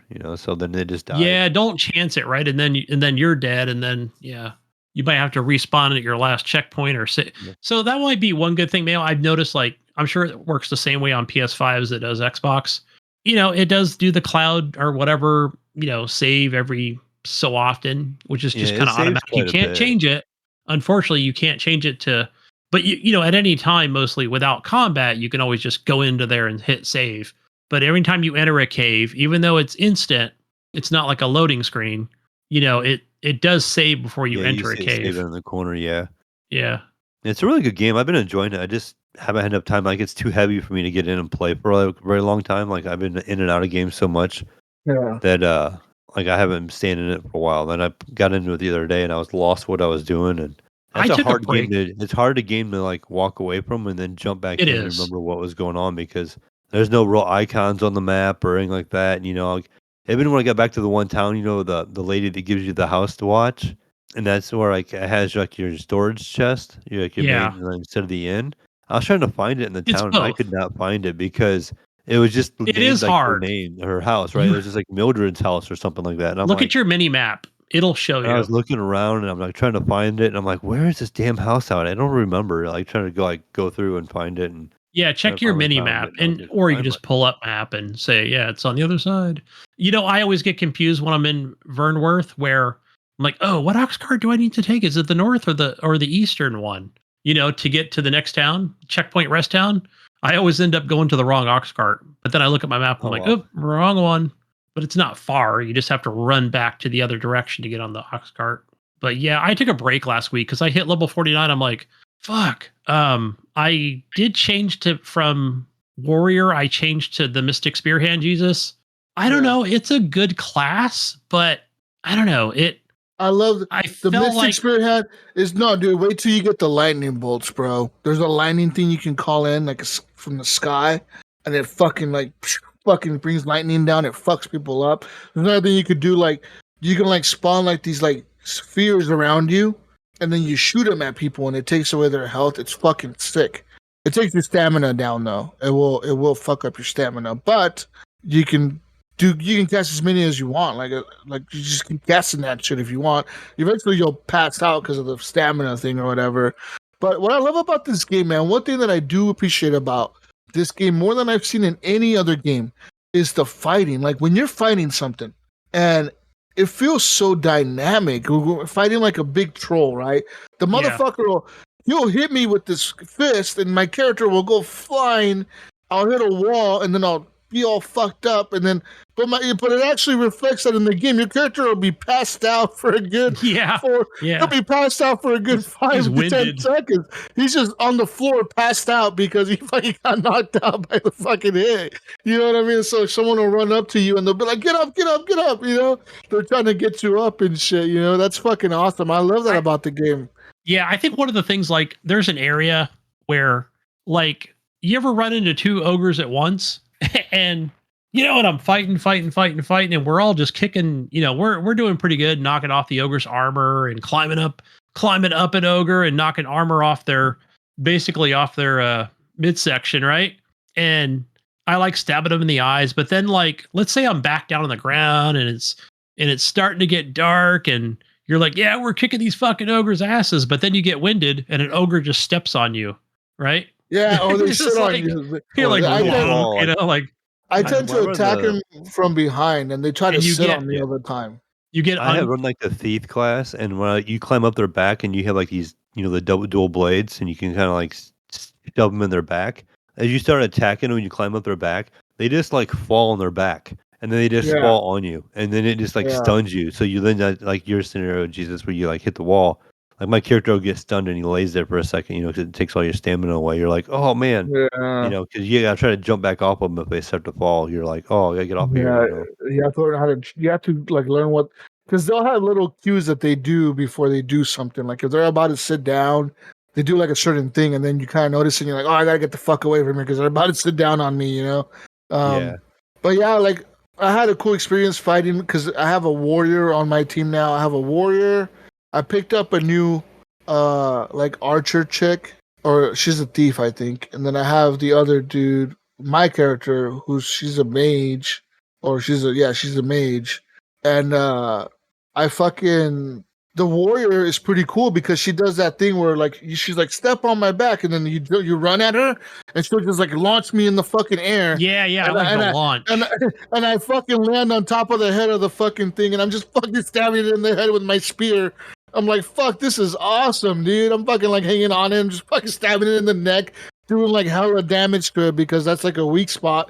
I'm just fucking it up, and that thing, it'll try to grab me and then it'll throw me or whatever, or it's fucking so cool. I love when I get into like cool ass combat situations. I'm like, hell yeah, dude. We did some pretty cool shit. We fucking then I ran into some like it was weird. We were walking in the forest, like in the mountains, and I'm just going to the next town to inform the guy about that chick that I found her. And as we're walking through there, we see these people fighting in the bottom. And I just walked to like a bandit camp where I fought these bandits. So I'm thinking, are these bandits fighting these things out here? So we get down there and they're wolves and these people are fighting.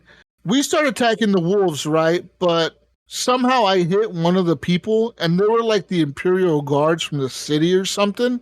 And then they started attacking us. So my people right away, my pawns, they start fucking all of them up, dude, like fucking fast. They like no hesitation. As soon as one of them tries to hit us, they fucked them up. They killed them really fast. And it said, the game gave me a thing that said, like, don't worry about killing NPCs. You can always bring them back to life, but you just kill like some Imperial guards or something. I was like, oh. Yeah, you can either use a wake stone, but I wouldn't them, because some of I am bringing keep in them mind, back. Jesus. Keep in mind there might be a few, them. maybe actually just a couple might actually be minor quest givers. That's why that option is there. Not all of them are going to be quest givers, but I wouldn't worry about it because if you're trying to figure something out in a quest and you Google it and they're going to be like, oh, well, you need to go to the morgue and revive them. But still, you're using a wake stone later rather than on the spot. Fuck them. I ain't reviving them. That's going to cost you more later. Listen, man, I ain't reviving them, Gunny. Too. Gunny, listen, I'm not reviving them. They're dead. They're fucking dead. Okay, I killed them. They're dead. All right, they're not getting revived because they attacked me. I was just chilling. I'm trying to help them out. Hey, but if you revive them, they're going to be fine with you later. They're going to be like, "Oh, hey, Jesus, hi. Here, I got a quest for you. It's a fetch quest, by the way. So if you want to go get this sword, this rusty sword for me, I can make it better." No, I don't want no rusty sword. I don't want your 50 gold or whatever for your rusty sword. I'm fine. I don't need that shit. I'll be good. I don't need that crap. All right, I'm just gonna do my own thing, dude. Don't fucking come at me with that bullshit. I'm reviving no one, man. The motherfuckers attacked us. We were trying to help. All right, they got in the way. I try to stay out of. I think what happens, like if you are in a town like the main town, Vernworth, and let's say some wolves are attacking, I think it kind of disables you could just kind of go batshit crazy there, and it's not gonna affect any guards. But if there are no wolves, don't just take your weapon out because. What happened, as you guys know, like if you pull a weapon out in Vernworth, everybody's like, what's going on right now? What's happening? Oh, why do you have your weapon out? You want to fight? You want to die? And I'm like, no, man, I'm good. I don't want no smoke. And I'll put my weapon away. I accidentally hit the right trigger. My bad. I fuck everybody up. I don't care. We're murdering everyone. We don't give a shit. We'll murder the whole fucking town. Listen, man, they attack us. We're attacking back. That's my rule. We're chilling, dude. We're trying to help you guys out, right? I'm trying to be the Dragon King or whatever, the Dragon Slayer guy. You motherfuckers want to attack me? Okay, then you're gonna die, probably. That's your choice. Let them know you are the true Arisen. Yeah, I'm the true Arisen, man. I ain't fucking around. I ain't fucking around, Gunny. Oh, and then I went to the masquerade and I got the pass to the brothel. Did you get the pass to the brothel thing? No, because I didn't go to the masquerade, but I have the mask and everything. But like I said, I'm trying to stay away from like anything in the castle. Go, man. I only did one. Listen, Well, I no, did the castle. Only a You couple find castle some. missions. You find some really cool shit in the castle. Like you find out there's like a whole brothel up there, and then you get a yeah, pass. I went to the brothel. You get a There was a pass guy from in the there saying chick. like, "Hey, you want to have a good time? Just give me a but little gold." But the chick gave me like a VIP pass. She's like, "Hey, look," she's like, "Whenever you want to come and have a Oh, good I time, did run into her. Yeah, just." I But forgot her name. I The got the pass brunette. by doing the masquerade quest. I got in Now, there. is she the one where the guard says, "Hey, what's going on there?" And then she takes you and brings you around the side of this thing, and then he's like, "Who is that? Who is that?" And then No, she's like, "Well, I'm not going to tell you because it wouldn't be good for you." No, she put me in the room and she walked into the room and she walked back out and she's like, "What do you guys want?" And they're like, "Oh, sorry, ma'am," because they know she runs the brothel. They're like, "Oh, sorry, madam. Like, we had a word of a suspicious character that we're looking coming through here." And she's like, "Well, I was standing at the door the whole time and no one came through here." She's like, "I don't know what the fuck you're talking about."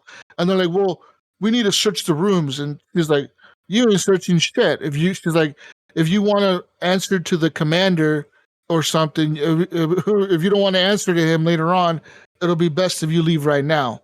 And they're like, "Oh, sorry about that, ma'am." And then they fucking leave. And then she comes back in and then she shows you what the king is doing in the other room. Because like she shows you through like a peephole. And then you look through the peephole and then you can see the king in there with like two prostitutes or whatever. And then the queen walks in with the guy that's with her. And then you find out who's helping the queen. And then that all happens, and then she comes back and she's like, "Hey, look," she's like, "I know that guy is not the real Arisen. I think you are." And by that, she's like, "You can come in anytime. Here's a pass." She's like, "You can come and go as you please from this establishment. If you ever want a good time, just come here." And then when it got that, it said you can come to the brothel for a good time, and the more money you spend, you can unlock like level 3, which is like the VIP section. But it says to unlock the VIP section, you must spend so much money at the brothel. Like you have to go often and spend money there, and then it'll unlock the VIP section. I'm like, what's the VIP section? I'm kind of curious. It might take you to an island. You never know. Ooh, you never know, Gunny and Mayo. I was like, I've been, what's her name? Ulrich or whatever, the chick in the north or whatever. She keeps coming back for like basically escort missions. Okay. Like, I don't mean like escort as in prostitute, but more like, can you take me over to this town? Because I know you're good for it and you're welcome to this town. And then, you have a overnighter with her the first time. But she keeps coming back to my house in Vernworth. She's like, I need you to take me over there again. I'm like, okay, let's go. I'll protect you. Tell her to get her own damn fucking wagon. Get your own wagon. Right? I feel like just taking over to the ox cart and like, there you go. Who is it? My Uber? What? Yeah, right. Buy your escort every time. You can't take an ox cart. Am I your taxi? What's up? I'm your caravan, babe. Come on. We had one night together, okay? I mean, you can't expect it every time.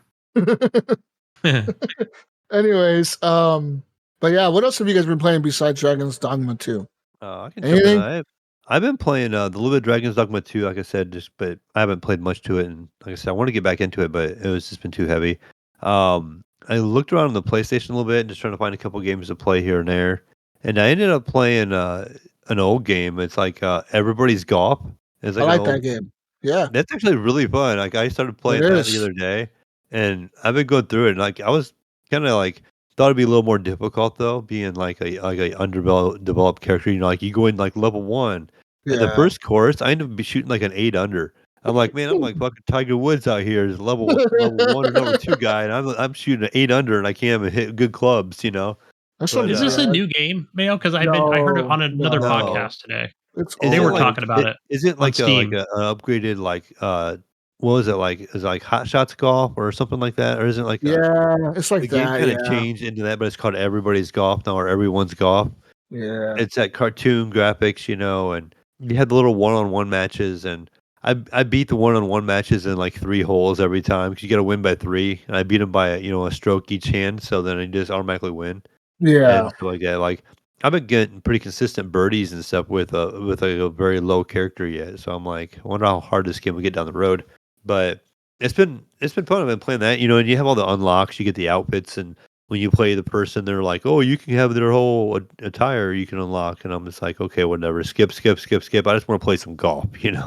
And it gives you the whole control stuff, where you can put the backspin on it and a top spin, and something not as advanced as like I tried playing Tiger Woods at one time, and it was just too much. I just wanted to get in and play a quick golf game, Yeah.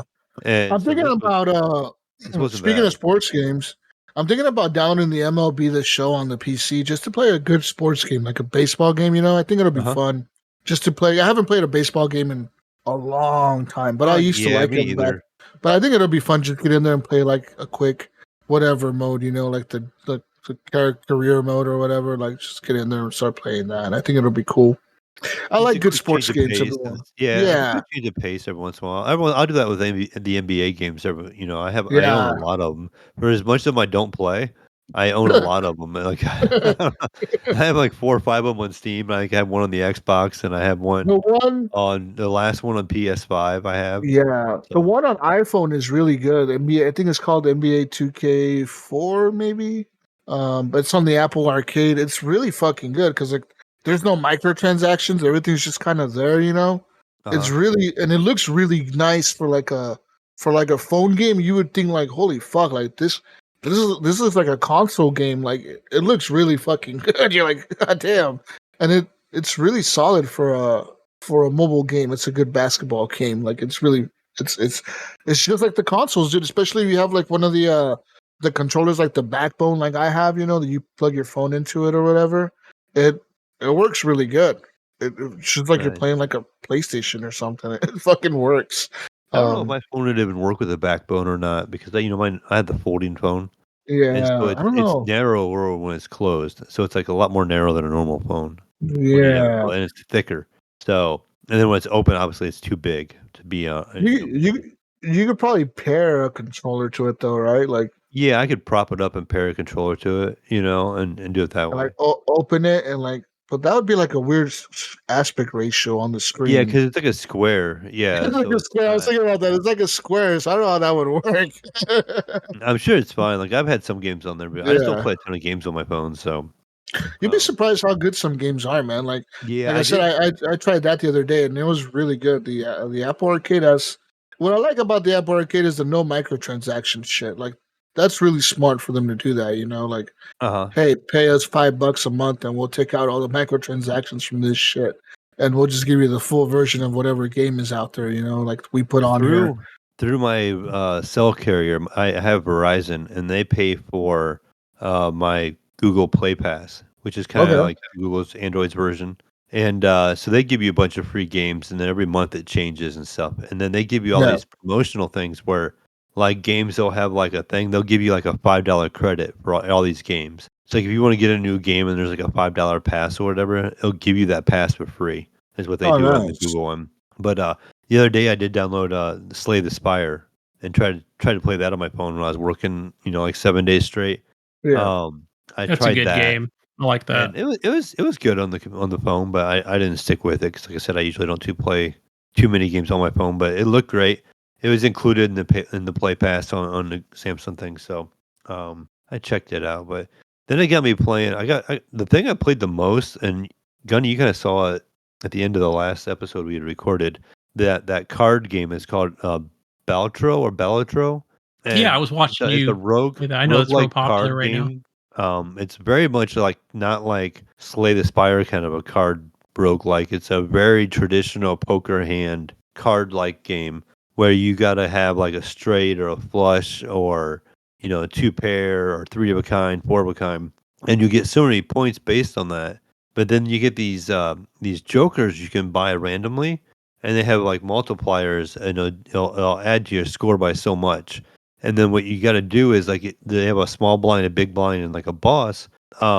You have to score so many points in so many hands, and you can only get so many discards. So what ends up happening is like you got to score, let's say, like 1,000 points, and you may like if you can get a flush, it may be worth like 400 points. And you only get 3 or 4 hands to get your 1,000 points. and you only get so many discards. So you gotta be careful not to discard too many times in a row, because you can just keep discarding the same hand until you get what you want. But if it doesn't score enough points, you can end up like kind of screwing yourself and stuff. But the game is kind of cool because you can also unlock cards and add them to your deck. So you can add extra diamonds, you can add extra hearts, or you can add an extra king of hearts. And now you have like 4 or 5 king of heart, or 5 kings in your deck, or stuff like that. So you can kind of build your deck to go a certain direction, and then you can kind of like pair it with those jokers to boost your score really high. And I was playing this game a lot on Steam. Then I found out it was on the Switch. And so since I was working a lot, I was like, I'm just going to buy this on the Switch. It was like $15 as a no brainer. I bought it on the Switch, installed it, and took it to work. And I tried to play it on my breaks. But the problem is, like on the Switch, and I'm assuming this just isn't me. It's the resolution of the Switch. Like the writing is really small at times on the cards, Yeah. and so it looks really fuzzy. So like I have a really hard time seeing it. I'm like squinting and trying to look at it. I'm like, but luckily I know the game well enough. I pretty much know what it says or what it's implying, so I don't have to read it so much. But I think having a non OLED Switch and stuff, maybe an OLED will be better. But it just looks a little fuzzy to me, and it's just hard to read because I'm guessing the lower resolution of the screen and being smaller like that, it makes it hard. But it's a really good card game. Like if you're into poker and stuff, and you just want something you can just fire up real quick and just kind of chill, it's a good game. You can go get in, get out real quick.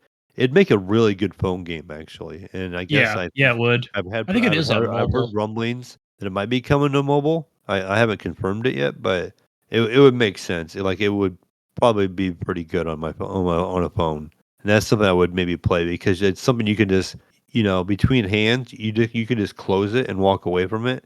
And when you open the game back up, it's waiting on that hand right there where you stopped. It just kind of can instant resume is really nice. And so nothing's time based or nothing like that. So you could like step away and then come right back if you had to.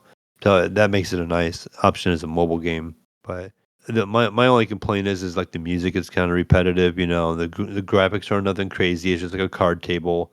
You can change the kind of decks that you have. They have a little bit different perks or play styles and stuff. You can unlock new ones, and you can unlock new Joker cards, and those are all at random. So as you're playing through the game, you have a shop, so you earn so many points by beating like a small blind like really quick.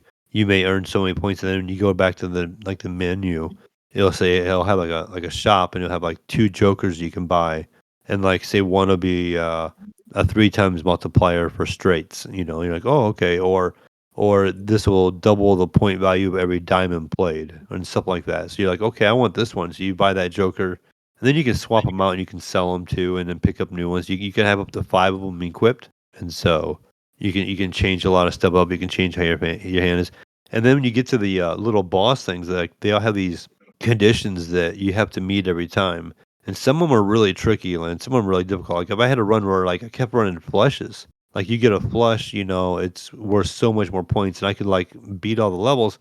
Well, then I got to a boss fight where you had to play a different hand every time. So you couldn't play a flush every time. So you had to like play a flush one time, then you had to do like a straight, or you had to do like, 2 of a kind or 2 pair and stuff like that. So you had to mix up how you played. And that made That's it a lot cool. more I like difficult how a game because does that. all my cards weren't set up that way. There's also times where you'll go to a boss fight and it'll be like, okay, all diamonds don't count. Like you can use them, but they don't score any points. So like you always get as many points as possible. So you're like, okay, you're trying to do it without using diamonds. Or in this scenario, it could be like, oh, no clubs count. There's other times where that you'll get into a boss and it'll be like any card you played and the small blind, the big line get up to the boss doesn't score any points. So if you had to play a lot of cards getting up to that boss, a lot of those cards are invaluable against the boss.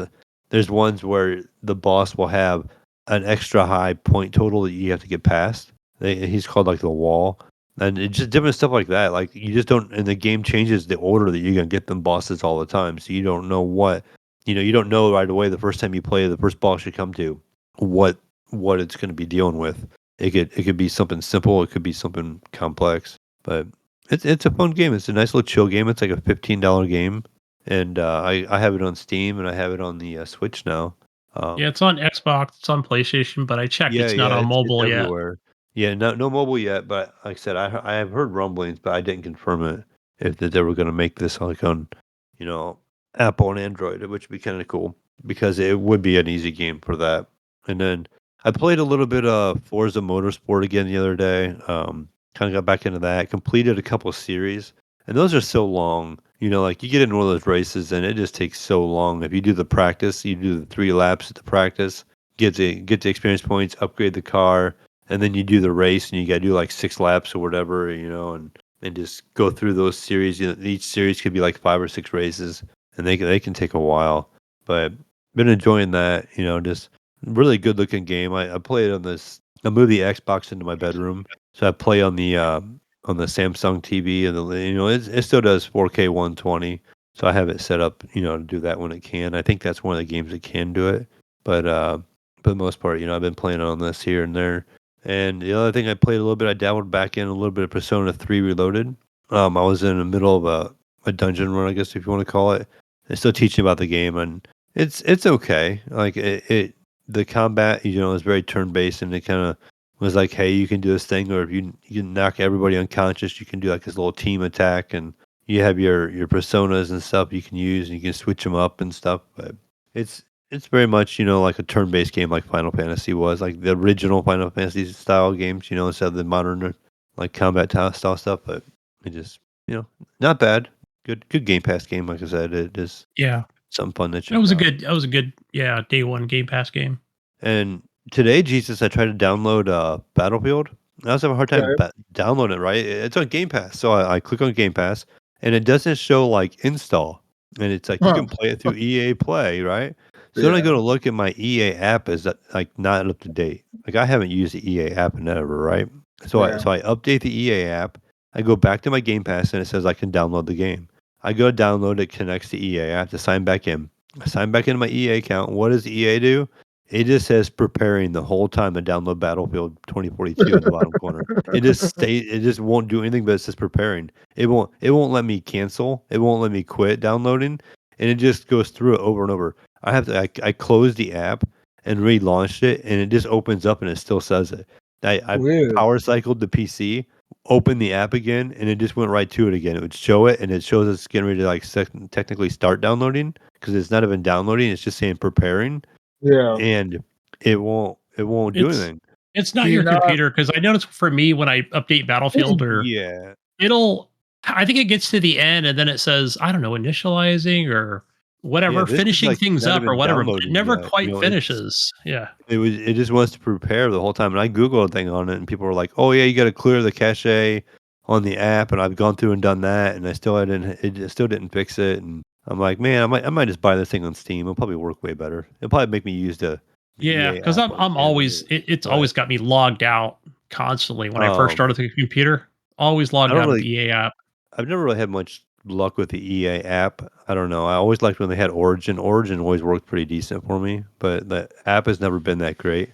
And I think they got rid of Origin now and only use the app, but it gives me fits every once in a while. But yeah, so wanted to jump back into Battlefield Jesus. Maybe I can play the guys sometime, do the season pass stuff. But like I said, I can't try to get the download. I'll mess with it more after the podcast again tonight. That's been it for me. Nice. What about you, Gunny? Yeah, but going back to Dragon's Dogma 2, took this last week off of it. Like I didn't play any of it. Like even if it was like a short time, I was like, no, I'm just kind of like just taking a break from it. But like I said, level 49. So I kind of went a different route than Jesus, like where I went pretty far to the west. I went pretty far south. Like I went all the way down to this other kind of fort and explored like that whole area, did some quests down there. And yeah, those enemies are hard. Like they are the tougher, more south you go, it's pretty rough. But warrior for many hours, and then I did the Mystic Spear Hand, and like I'm like, okay, Mystic Spear Hand's cool, but then I was kind of getting owned by some of these like these fucking bandits, and like not so much the ogres, but just like some of the even the smaller enemies, and like the frickin' alligators. I'll just call them fucking alligators or whatever. Some of them were spiky and they'd roll into you. But like I watched a couple of videos like, oh, you can kind of run past them and kind of get to your kind of checkpoint area to where you need to go. And I'm like, holy cow, let me try and do that with just a little lantern, and 3 other pawns, and I guess if they die, I'll try to get to it just to kind of unlock it, or hopefully I can set down like a stone or whatever. I can teleport back to it later. Just to open that area up basically. But no, I was going. I want to say I was west of not so much Vernworth, but Checkpoint Rest Town, and I was like, okay, I thought I was going to be in an area where like, okay, enemies are not so difficult. I wasn't in the Desert Bakhtal region. And I thought I had done some other stuff over there, and here I am, a Mystic Spearhand, and I'm like, okay, I know I want to try and take on this dragon that just landed because it drops dragon blood. Wormworth or something like that. Is what it's actually called, or worm something or rather, but it's dragon's blood. And then what you do, and it's pretty valuable. Like you can take those to a guy who will like basically you can buy some port crystals. You can really upgrade your armor again to like level 4. So I was like, oh sweet. But I don't think you need like a ton of them, but you do need quite a bit, depending on the piece of armor you're going to upgrade, or, there's, I guess, other shit you can buy with it, right? Like whether it be weapons or something. So I'm like, all right, cool. So I think even if you're like hitting it, like it might drop 1 or 2, within somewhere in that battle. But man, like, and it'll have like, maybe for the dragon, it'll say like, okay, you basically got to drop its health, 3 times or whatever, or even 4, it depends. And Right. I think it's like 3 times for like, I don't know if all the dragons are exactly the same, but like, okay, I beat it twice, but I used a lot of health potions. I took some, better strength potions. Like, okay, this better count. Like it's on its like last health bar. So then it just is fucking just wrecks me, on that last health bar. Cause now it's like stronger and more pissed off. And I'm like, but I'm Mystic Spearhand. I'm kind of getting out of the way of it's like, it's like it's lightning effects or whatever, or because you can kind of see those coming, and it's better than being a Mystic Spearhand than it is being a warrior because you're kind of tanky, right? You can't exactly run out of that stuff. So I'm like, no, it like whacks me with the tail or steps on me or fucking breeze fucking fireballs on me or something. Like when it's kind of halfway down, I'm like, I see how this game works. So like he knows I'm gonna kill it like soon. And yeah, and pawns are going down left and right. And I'm like, I'm level 47. I'm screaming at the game, like, come the fuck on. Like I've got pretty decent armor, but I'm like, okay, reload. Basically I reload. Cause if you're in the middle of a battle, that's the other thing I recommend. So if you're in the middle of a battle, you're losing, you're going through health potions left and right. And if it kills you, it's going to say, do you want to use a wake stone? And I always keep one on me. I'm like, okay, if I used a wake stone, like what are my chances of actually killing this damn thing? You know what I mean? Like I'd hate to use it. I don't know. But I'm like, no, you know what? No wake stone, just reload. So when you reload, most of the time, it's not like you're going to lose like a ton of progress, right? A lot of times I'll just respawn and then, hey, there's the dragon just kind of just right over there, Like I really didn't lose anything, So I'm like, fine, I'll just go around the dragon because I know it's gonna knock me and kill me. Go around it, go this little area, and it's like, but now it's getting dark, and I'm like, all right, I'll just kill like these little guys over here and see what's in this house and shit. And then all of a sudden, like it's dark, and I want to call it a wraith, like kind of like from what's the Witcher series, I think those like, but more of that, these ghostly enemies. But this one's kind of large, like not like dragon large, but just a little bit larger than you as a pawn or as a fucking warrior. I'm like, what the hell? All right, let me try and take this out. I don't know how many health bars it had, but we get up on the side of this hill. Not really so much of a mountain. It's not like it's a far drop, but it's like knocking my pawn off, and I'm like, I'm trying to get it back down to the ground. I'm like, oh, I'm gonna have a better time with this. And I can move around and, and no, it still kind of wrecked me. And I was like, fuck, I was like, fuck this fucking Mystic Spearhand bullshit, I should just go back to being a warrior again. And so that's exactly what I did. I was like, you know what?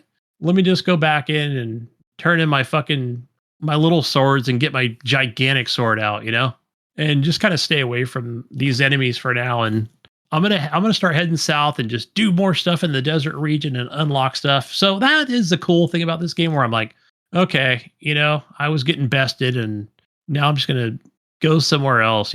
So one of the things I did see it earlier from a YouTube video where it's like, hey, you can this is how you unlock the warfare vocation. So I was doing a little research on it, because kind of like literally right where I left off, I unlocked it, but I didn't actually go to be that class, because I thought, and I assumed that it was like, okay, I can be kind of a dual vocation. I don't know what to call it. Like, I can be a mystic spearhead and a warrior, but I believe it's like a class on its own.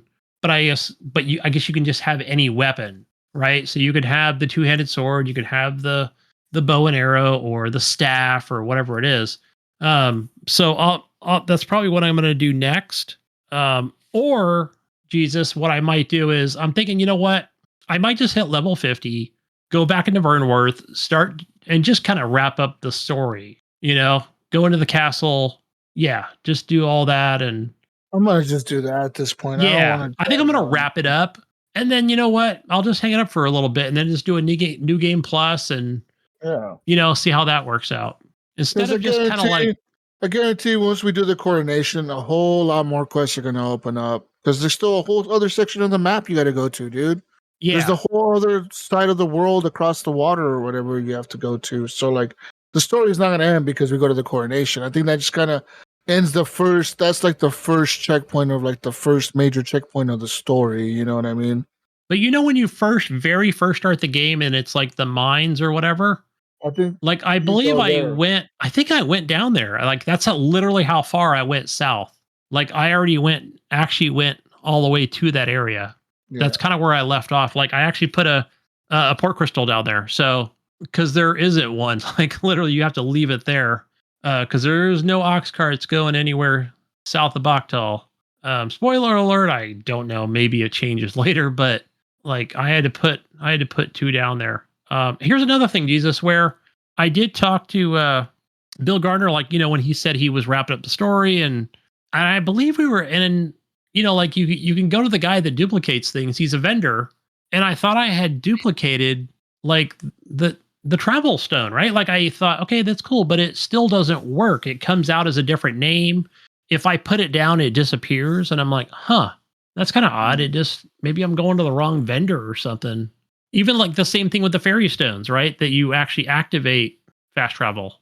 Like, it even tells you, like, hey, it's a fake, it doesn't work. And then when you throw it in the sky, it just falls down literally like a rock, just a little pebble, Mayo, just drop it on the ground. Plunk. Huh. Like, that's it. Like, okay, I literally paid you 10,000 gold for that. Yeah. But I think maybe the features for the things like that, where it could come in handy for like a quest or something where, oh, I might need a fairy stone. Oh, here you go. Like, here's your fairy stone, but it, they don't know it's fake, But you might run into that person later. Just keep that in mind, where you sold me a fake, I'm gonna kill you. Right? Like, I believe that option does come up in one of those missions. Okay. But I think it's not necessarily a fairy stone. It could be another item. So that hasn't happened yet, where I've run into that person, or or I'm just walking and they like stab me in the back, like, I knew I'd find you. But yeah, I think it's time to just wrap the story up, man. Otherwise I could just keep going in this game. I still can go back to the area where the Elvish lands, learn the elf language, do some quest over there. So there's a lot to do in this game. But yeah, other than that, what else today while me and Mayo were talking, prior to the show, I did download like that Amazon launcher, which is just pretty much all the indie games, earlier this week, and tried out Bus Simulator 21. Kind of lame, but like, I was hoping they would dock me points for like running over pedestrians or driving on the sidewalk, but no, they were like, because basically you're just kind of buying your own bus. Like, you could buy the Mercedes or a bus called the Man, literally MAN. Let me buy the Man bus. It's got the least amount of seats, but I don't need a lot of passengers where we're going. Yeah. Yeah, it was a silly game, but I don't recommend it. Here's a game for you, Jesus. Beholder 2. It was like $1.39 on Xbox. Yeah. So we remember the first one where you're playing that kind of the apartment manager. Yeah, I played this one. You did play it. So yeah, like, spoiler alert for this game, because it literally happens right at the beginning of the game, where you work for the ministry. You're a high prominent guy. You might be the prime minister for all I know, because I think doesn't even say that in the beginning, or it's just kind of talked about like in the first hour, like he was prominent. But yeah, that was cool. Like where he's like walking up very slowly to the ministry, and then before you know it, he's flying out of like the fifth story window, or like oh shit, like, and then literally the next scene is like basically now your son is going to go work at the ministry. And for those of you who don't know, like even from the first one, this is like a authoritarian kind of government, like in those lands. And I like when it starts out and you're kind of starting with your basically the guy who's going to give you the tour of like your new job at the ministry, which is kind of low level, right? And you're walking up the steps and you're looking at this big giant statue of like somebody like a general in the army or something, right? Like you see that statue right there? It had like 8 million tons of concrete to make it. We could have made like 8 kindergartens and like maybe 2 other like big city parks, but you know what? We know what the people want. And it was that statue, right? We don't need schools. Like we needed the statue. That was just more important. But yeah, I really enjoyed the tour as you brought you in. That was fun, where he's like, like I wouldn't recommend like helping people, because really it's really about, doing your job, and it's not that doesn't mean like helping people, like Nope. maybe help them once. That's about it. Don't be nice. We're not here to be nice to people and help people. We're here to, serve the ministry, right? But then later, like when you get inside, it's like, what's my job description? It's like, okay, we serve the public. We're here to, serve the public, right? We're here to help them. Basically, they got questions, they got information. Yeah. So then you kind of like start off on your desk. Oh, okay, Jesus, I've got one for you. I'm sure for the listeners. I swear I haven't Googled it yet, but it's denuncification. I've heard the word 1,000 times. I just don't even know what it means, because that's one of the options when you work the booth. It's either like information that they're giving you, or it's like, or you need to send them to a department, right? So, but then one of the actual like choices is denuncification. I'm like, I have no idea what that means. So I don't know when I ever need to like, press that actual option. So literally I was getting like half the stuff wrong, like, okay, maybe it was denuncification. Like, is that what it was trying to tell me? Or you can just literally reject anybody's kind of their whatever they're trying to give you, whether it's information or request information. So one of the ladies was asking me like, I want to make a complaint. Like, okay, what's the complaint? And then she's like, well, during National Government Day or Ministry Day, whatever it was, my neighbor didn't properly display the propaganda like on her front lawn, or fly the proper flag in front of her house. And it wasn't quite the way, it wasn't within the guidelines of the ministry. So you need to basically like send that complaint up so that she can pretty much rat on her neighbor, like, and you got to get it right. You got to send it to the right department. It might be going right to the Patriot section, or, national security, or whatever fucking option it was, like, and I'm pretty sure like, oh, okay, I got that one right. Like it's basically going to the authorities, so kind of cool. Like it's constantly keeps you engaged with like the guy who works on the 6th floor who got promoted, right?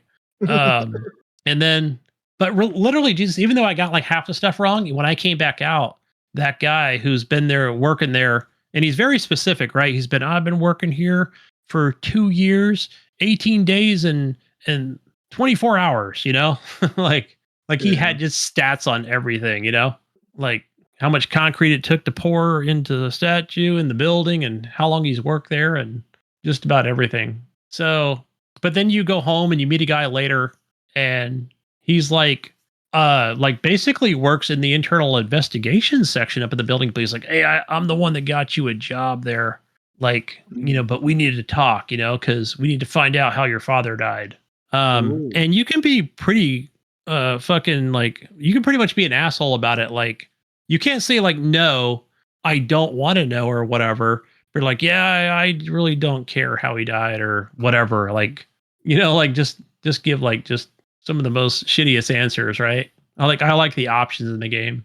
Or you can kind of act concerned or, thanks for the job and, appreciate it. And he's like, yeah, I'm only here to like, oh, he was asking about housing or whatever. He's like, I already paid like for your housing for now, but starting tomorrow, you better start paying your bills because if you miss a payment, that's like a crime. Okay, you can be charged with a crime if you don't pay your bills.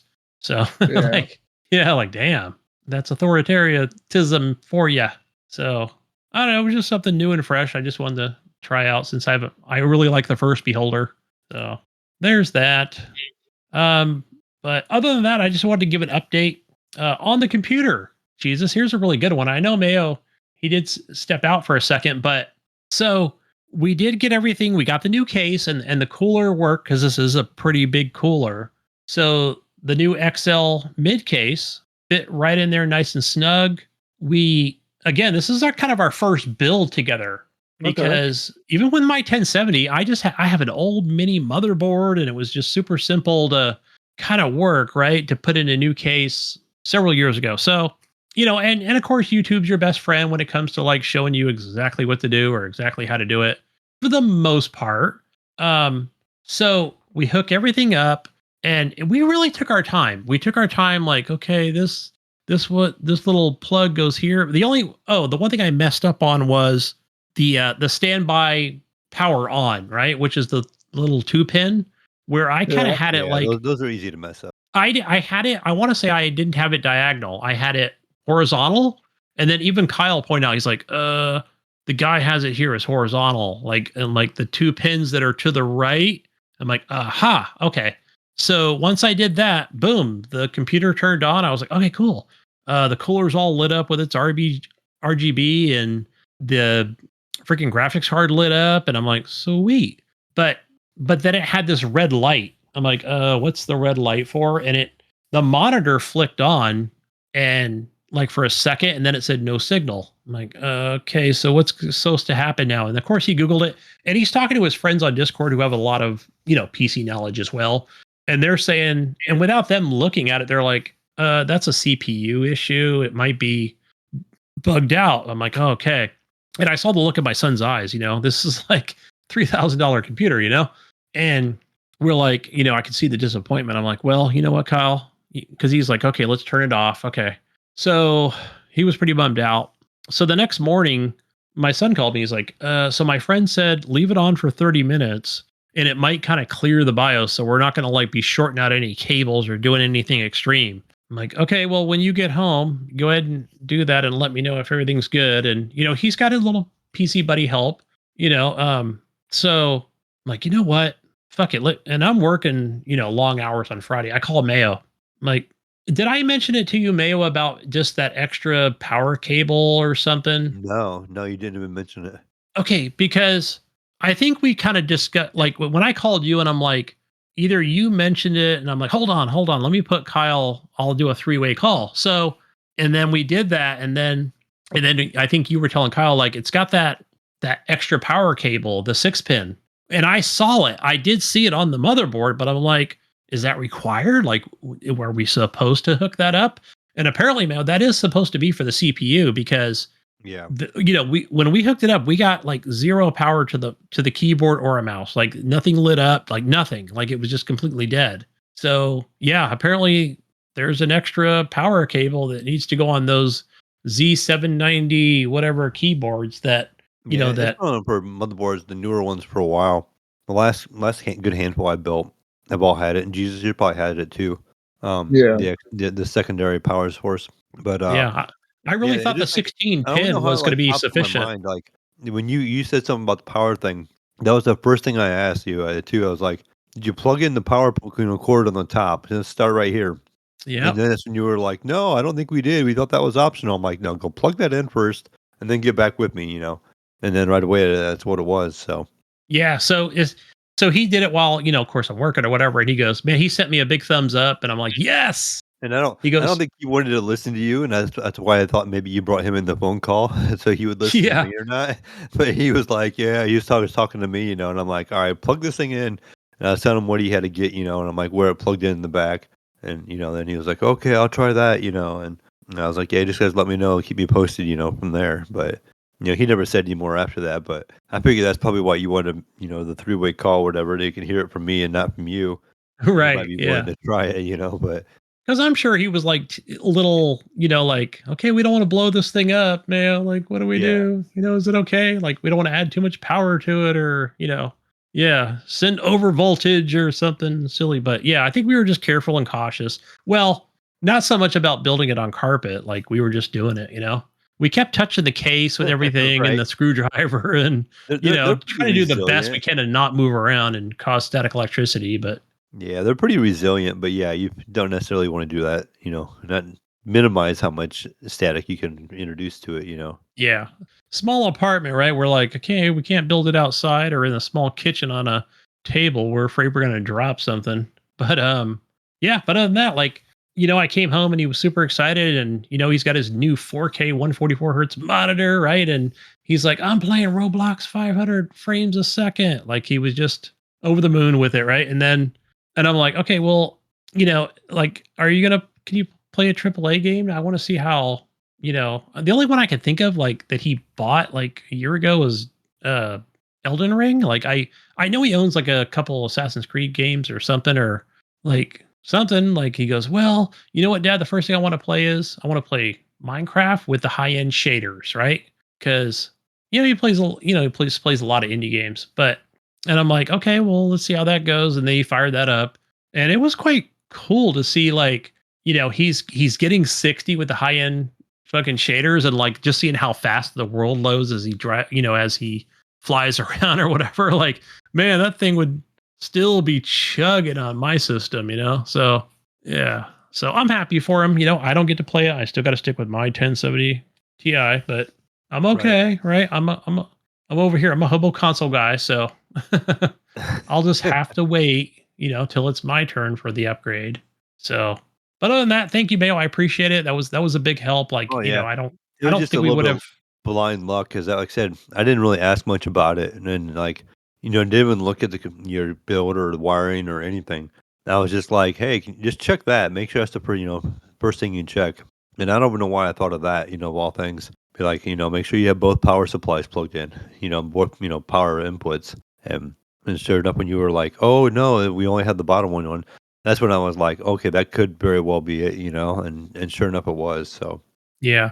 And that's After on that, it was it's on gonna be MSI, and you were saying how the others were near the 16 pin. I'm like, well, this one's MSI, so this one's near the top left. yeah, a lot of them are on the top left. The 24 pins usually on the right side in the middle, and then there's always one on 24 the pin. top. That's what I was thinking of. Yeah. Yeah, there's one on the top left, and those vary. Some of them are like a 6 pin. I've seen like a pair of 6 pin. I've seen 2 8s. I've seen 2 4s. It just depends what generation motherboard it is and stuff as well. I think they started that back when my my son's really old computer, one of the first ones I built, like modern at the time. When I put the i7 6600K in there, kind of like what you had with yours. When I built that one, that motherboard was a high end motherboard, and that one had the extra power on the top, Hmm. and I had added to it and stuff, and that was the first time that I Yeah. ever had to deal with that. So they've changed a little bit over time. How you do things with the M.2s and stuff like that, and getting all that done. But definitely, a little bit of change, but nothing too crazy. Yeah, my next step after that was just going to be like going over the wiring with you to make sure we had all the wiring right before we figured something was wrong with it. Yeah. Just to backtrack all the wiring, can make sure everything was right and stuff like that. Like the case wiring, like you were talking about the reset switch and the power switch and stuff like those. You can flip around pretty easy, Yeah. and stuff. So But because that was the thing where I thought, okay, I know all the fucking wires are in there. Well, the ones that we had were very secure, and I was pretty firm with, like, pushing them against it. Where my son was a little more like, oh, don't push it too much, and don't break any pins. And he was a lot more cautious than I was. I'm like, no, it's got to snap in, like memory. The GPU has to snap in. You can't just press it down and be it. You gotta wait till those Yeah. kind of like those two ends kind of come up and or the one end on the GPU. So yeah. Yeah, But after that, I mean, really, the only other concern was been like, say you would have had a wrong thing plugged in somewhere, like say like the CPU cooler has a or it plugs in. There's a CPU header on the for the cooler. It plugs right in. It's a specific spot on the motherboard it has to plug right. into. Yeah, I'm like, it's okay, maybe you labeled, got one of so those crossed up, but I mean they're labeled, but if you know to look for it, it's not that bad. But if you don't know what you're doing, or you plug it in the wrong one or something like that, it can make issues. So that would have been yeah, my next guess. We would have been Rex said retracking all your wiring and make sure it was all right. But right. didn't have to, luckily. Yeah. So he's happy, I'm happy. So it's all good. Glad we can get that done. But yeah, other than that, didn't play much. Just Thinking some about thinking about upgrading mine. I've had my motherboard CPU combo for a little while. My GPU is newer, but unfortunately with the cooler that I have, it doesn't have the support for the new like socket for the newer CPUs. So I'd have to change my whole cooler out. And it was a very expensive cooler at the time. I really don't want to rip it out of there and have to buy another cooler on top of a new motherboard yeah. and CPU and RAM. Micro Center has a nice deal right now. If you can get like the i9 1039 or 139 100K. I think for 400 or 500, and it comes with 32 gig of RAM, the motherboard, and the CPU. So I thought about picking that up, but again, I'd have to change the whole cooler unit that I have too, and that one was a pain to put in. So I'm just kind of like, do I really want to do it? But Yeah, and okay. that case that you have, that fractal case, right? It's called the fractal. I was looking at those Oh, I have and a LAN Lee case. I thought you had the fractal. No, I have a LAN Lee. Okay, because I thought that's where you said like this is the one I have, and then I went and looked at them, and I thought, whoa, those are pretty nice. Like they were kind of like on their own website. I don't think they were even on Amazon. Yeah. LAN Lee has their own website too for their own cases. Yeah, maybe that's what I googled. But yeah, those were super Yeah. nice. Yeah, they're really nice cases. Even like the one I have has like a frosted, it's all glass on the front and the side, on the side panel. And they did a partnership with ROG, the Republic of Gamers. And so it has a frosted ROG logo on the side. And so it's really nice. But yeah, they're really good tower. The different towers, you pay for what you get. And you can buy a cheaper tower and it's going to work, but it doesn't have the amenities that maybe a nicer tower will. And you'll see it like the more you build, the more PCs you build, like you'll see like the difference in the quality of them. Like the better towers will have better cable management options and will have more options for like you ran into with the 3-fan cooler setup, or like on mine has a vertical way where I can mount mine on the back wall right beside my motherboard. Instead of like horizontal across the top or vertical up on the front. I can mount mine on the same wall that my motherboard's on, and that's how mine is now. Like, so I have like this pretty good sized tower. But so I had that 3-fan cooler in mine, Gunny, and I had three spots I can put it. I can put it across the bottom, across the top, or actually 4 spots. I have top, bottom, front, and then against the back panel where the motherboard connects. Nice. And Yeah, this so one only had you the get more, you option get a of few more options. Yeah. on this case that he got. What did he get? The something air, um, which was the mid XL. So the only option was on the front because on the top it only like the only like air ventilation kind of would only cover half of the cooler itself. So I guess if we did more Yeah. research or whatever, Yeah. kind of like on my XL case, it goes from front to back on the top, so it's all Yeah, open like I at the said, when top. you build something for a while, you kind of learn certain features that you like to look for. And you kind of know, like, oh, I'm going to put a big cooler in this thing. So you want to like, okay, what are my cooler options on this case? And usually they'll tell you, they'll say it supports a 360 millimeter fan coolers or radiator for top, bottom, and the front, or it'll say Yeah, usually under the specifications. But like I said, just a lot of those little things. Cable management and just how things kind of lay out in there really can make a big difference. But I mean, you could buy a cheap case and get away with it still, and it's going to work fine. It's going to hold everything. But like the better ones, the difference between them is just like build quality and again cable management and how much thought they put into stuff. Like that you can tell there's like this way more thought put into some of these yeah. But man, I'll tell you, than like others. his setup, like with the i9 and the 40. What does he have? The 4070 Super? Yeah, he has a 4070 Super, I think. Where I have the Yeah. Ti with an i9, he has like a Super, I think. Yeah, That's the the newer Super. version of But mine. man, like just him playing just normal games, like and me just putting my hand like in front of the like wow, the heat is really coming off of Yeah, that it thing. still produces a lot of heat. That's it. They get hot. Yeah. Those are big GPUs. Those graphic cards are beefy. Even compared to like Yeah. your 1070, it's a dramatically It is a 3 a fan. He did lot get the bigger. 3 fan Yeah, 4070. that's what mine is, and so it's probably very thick compared to yours too. 'Cause it probably takes up 2 or 3 slots and is I the think it back of takes it. up 2 slots. Yeah.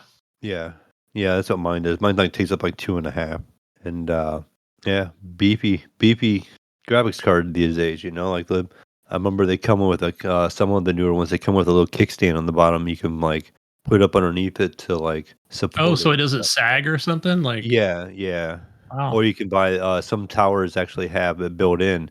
They have a built-in bracket you can attach so that the GPU doesn't sag, which is nice Yeah. because yeah, Awesome. them things are big and getting heavy. So, but yeah, glad it's all working out. The other thing I've been kind of looking at too is monitors. I'm kind of like I have this 1080p, 280 hertz monitor, and then I have this 1440, 144 hertz monitor. But LG just came out with a new OLED. It's like $1,300, Gunny, but it's 4K, like 260 hertz 4K, Wow. but it's an OLED as well. I did see And that then on what is it? The guy that does like he has a YouTube channel, but he does a lot of TVs and monitors. uh-huh. And yeah, that I think it I might be out now. It was in like pre-order status when I was looking at them the other day, but I think it was coming out this month. And then you can switch it to 1080p, Gunny, but it goes up to like 460 or 480 hertz at 1080p. wow. Yeah. So just great, but you have that color too of the OLED. That vibrance and how good an OLED looks, but you can get that high refresh rate. It was 32 inch, not ultra wide or nothing like that, but being a 32-inch OLED, I didn't know how 1080p would look. I think it would look okay because I know like my Switch on my TV in my living room, that's only putting out 1080p, and the Switch looks really good on my OLED in my living room. That's a 65-inch. So I would think 1080p, 480 res, or 480 frame would look really good on a desktop PC. I think it's like $1,300, but it looks really really nice. Yeah. I did see some like I know that Costco's not exactly a place to look for like but they did have like 4 different gaming uh monitors at Costco. I was surprised every time I go in there, but not something like that would be my first choice, but I'd probably look at Newegg or Amazon or Best Buy, but yeah. But you know what? I know first, right? I'm gonna need the motherboard first and kind of go from there and build it up. So that's next for me. But yeah, it looked like a very Right? very Got nice the Steam monitor. Deck, got the Xbox, need the PC and the PS5. It is still on pre-order, so that it is not out yet. Sweet. But all right, guys. You know what? It's time for me to step out a little early here. Lame. I know I gotta go. I gotta go to work tomorrow. Who goes Like we to all work? do, right? Who But who goes to work? No one goes to work. Yeah, come I on. gotta go pay for this new PC setup here for a kid. This new rig. But anyway, guys, Hey, go find hey, me. hey! I heard he got a job interview. He has a job coming He up. does. He does. He's gonna be he's gotta make a car payment now. Oh, you got him a He's new a car? man now. Right? You He's got got his Trailhawk, so Oh, right, that's and then his. that's gonna be his. And then the wife wants to get her other Jeep You, Cherokee. So you I got him gotta a work even fucking harder. you got him a fucking Trailhawk. Yeah, that 2019 Trailhawk. Which one did you get him? The No, I mean it's the 2019. one that we bought after our Cherokee was wrecked. So we bought that Oh, after that. you're giving it to him, and he's going to take over the payments. Yeah. So then Nice. eventually the wife will need something, right? Depending on how often he's going to be driving it, right? School and work and stuff. Well, school's almost over, right? Like high school's got to Um, be done here in the next yeah, month or so, y'all month gave and a him half. a performance vehicle as his It's first not car. exactly performance. It's Yeah, more like a yeah. The Subaru. Trailhawk isn't the fast one, at least. Oh, it's That's just oh the yeah. That's like Yeah. the little off-road one. It's more like a It's got the traditional trail Jeep. rating, but it's not luxury or anything. And you're still Crazy. thinking of the Trackhawk, like we were talking about earlier. The I Trackhawk was thinking, was the race yeah. car one, man. I was thinking Yeah. of the truck. I was like, yeah, you have a fucking 500 horsepower fucking car. This is his first car. Right. Yeah, that'd be crazy. You're gonna see him on No. you're gonna see him on those TikTok videos where the people are jumping the Teslas in LA. You seen that shit where they're driving like there's like a big ass hill, so they fucking launched the Tesla from the bottom of the hill and fucking jumped that shit. That shit was Jeez. nuts, dude. They jumped it and they landed like on top of another car. I was like, fuck. I was like, damn, dude. That's fucking nuts. But yeah, they'll be doing that shit. Insane. Man. But that's a nice car for a first car, man. My first car, I that's a legit really nice car. Most of Fuck, us dude. all had like beaters, right? mine. I had a 1990 fucking Grand Marquis with like the paint flaking off of My it. sister had one of those. I had the paint flaking off of it, Mayo. Like, you know, like it's all beat up. It was like a sky blue with the paint flaking off. But you know what I had in that motherfucker? A badass fucking sound system. Well, I had like, that was like the first thing you did back then, right? no, Like, fuck yeah, Did you dude. have a Kraken stereo, whatever No, it was I- called? no, From I Radio had Shack a- or Kmart. I had a Sony, like a Sony something, I think.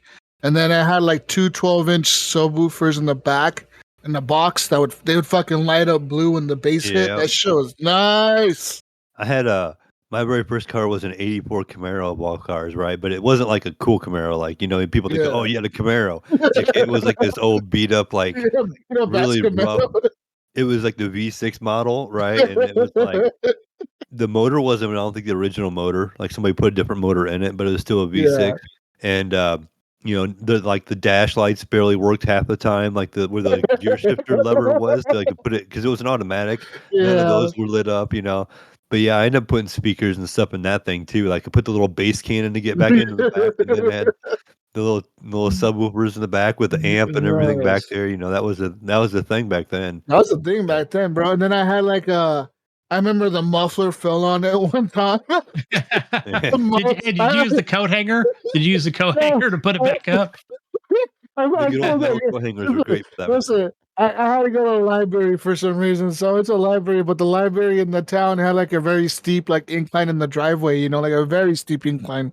And as I was pulling into, the car's fucking long, so I'm pulling in and I scraped the bottom of it and scraped the fucking muffler right off that thing, dude. It just like it fell off. Some guy's walking up to me, this is yours. I'm like, oh, how embarrassing. And you were like, yeah, that's for my bucket. I didn't fucking. You know what I did? I didn't put the new muffler on there. I let that shit be loud as fuck. Right. Just turn the radio up and let everybody be annoyed, right? Yeah. So like a fucking semi truck going down the road. Man, it didn't matter. It's not like it ran bad because it was nothing electronics is about the ignition at the time. We all had we had what those pointers in the hell am I thinking of? Right? The ignition system or whatever, like the firing system. I don't know. We had points, right? Like I don't know what I'm thinking of. The actual device in the thing. Yeah, like you didn't have to run things with a muffler. No, I'm thinking of what you're talking about. The way the fucking pistons fire or whatever. Anyway, it's been too long, right? Everything's electronic nowadays. Like if you take a muffler off a car, it's just not going to run right and probably seize up on you. But yeah. Timing or whatever the timing thing. We'll find out here in a minute. No, the Camaro's tuned, so I'm getting ready to do a bunch of exhaust work on that. So, but it's got a tune. I got to have it retuned when it gets done. But I'm getting full headers and everything put on the Camaro, and it's got to get retuned right away. So that's a nice first car, man, for Kyle. You fit it is just his girlfriend, and like three of his buddies in the box. Slant 6. Yeah, I've gone through the 4 kids and. My last one, her car's probably the nicest of the bunch, but she bought it herself. But I just always been kind of under the assumption that they're gonna mess something up on them early. They always have some kind of not like a big wreck or something like that. Yeah. But they get too close to a pole in a parking lot or something like that, or they'll back into somebody minor and they're gonna do some damage to that. It's not gonna be like enough damage to do an insurance claim, but enough for you to have to fix it. To be like, oh, you just busted out your whole back taillight and that's the only thing you broke.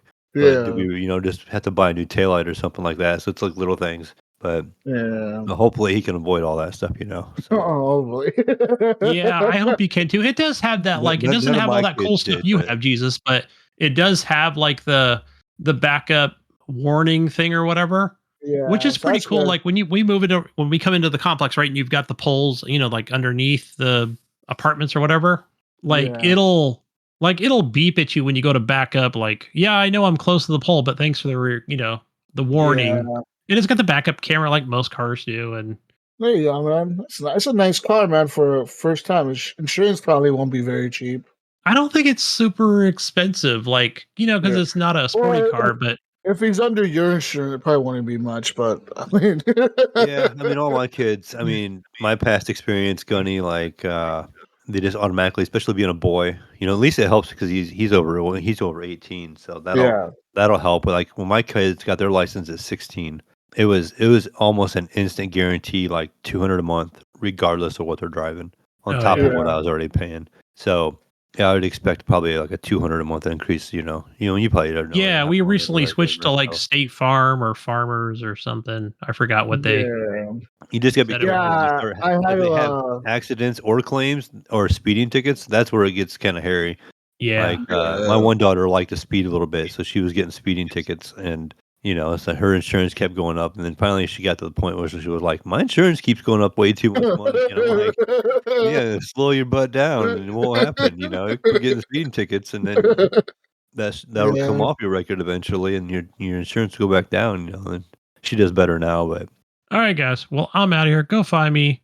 All right. Gunny Chief on everything except for PlayStation. I'm HGP _ Gunny on there. Peace out, guys. Later, Gunny. alright, see you. Anyways, you want to get into some news, man? Yeah, let's get into some news. News time. Beep, beep, beep, beep, beep, beep, beep, beep, beep. Since Gunny's I not need here. that. I need the beeps, man. All I know right, you let's do. move in here. 7 Days to Die finally leaving early access, but console players will have to buy the 1.0 version again. That is What? right. You heard that correct. 7 Days to Die is an open world zombie game that first released back in December of 2013, and they finally announced that they are leaving early access. Developer The Fun Pimps say that the next update will not only usher in a new game, challenges, and improve controller support, but also move the 11-year-old game out of early access for the very first time. It is not all good news, though, particularly if you already own the game on console. Due to the significant technical differences between the old and current console hardware, TFP says that it will not be upgrading the legacy version, which means any console players will have to buy it all over again if they want the 1.0 release. That is pretty shitty, I think, in my Have opinion. you That's ever heard of a game that's done that before? I have not. never.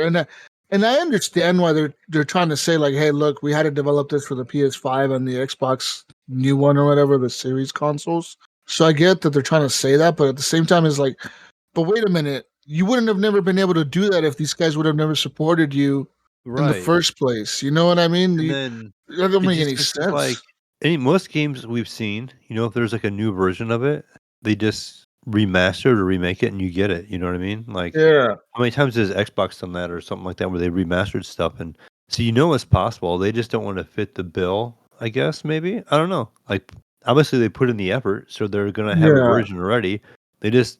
I think they should if you own the old version, you should get the new version for free. Like if you own it on console, Yeah. you should You just should get just the get new it. version. Yeah, That's what I'm but assuming it's gonna be for PC, right? It's just the new yeah. version gonna replace what we have. Yeah. On But Steam, like, yeah. I mean that's kind of rough. I never heard a game do that before. Like you literally like, oh, if you have the old one, and is the old one still gonna be playable? Like okay, Yeah, we that's bought this true. old one. They're not gonna support it anymore. I get that, but is that game gonna be like in the store anymore? Like will you be able to Yeah. bring people in? Like would you be able to play with like Jesus when like we'd have a night and we'd be like, hey, let's get on and play this game. Let's play this on the Xbox, for some reason, not our PCs. And one or two of us had the original version and we couldn't get the new one without didn't want to buy it or whatever. It's kind of messed up, like Yeah.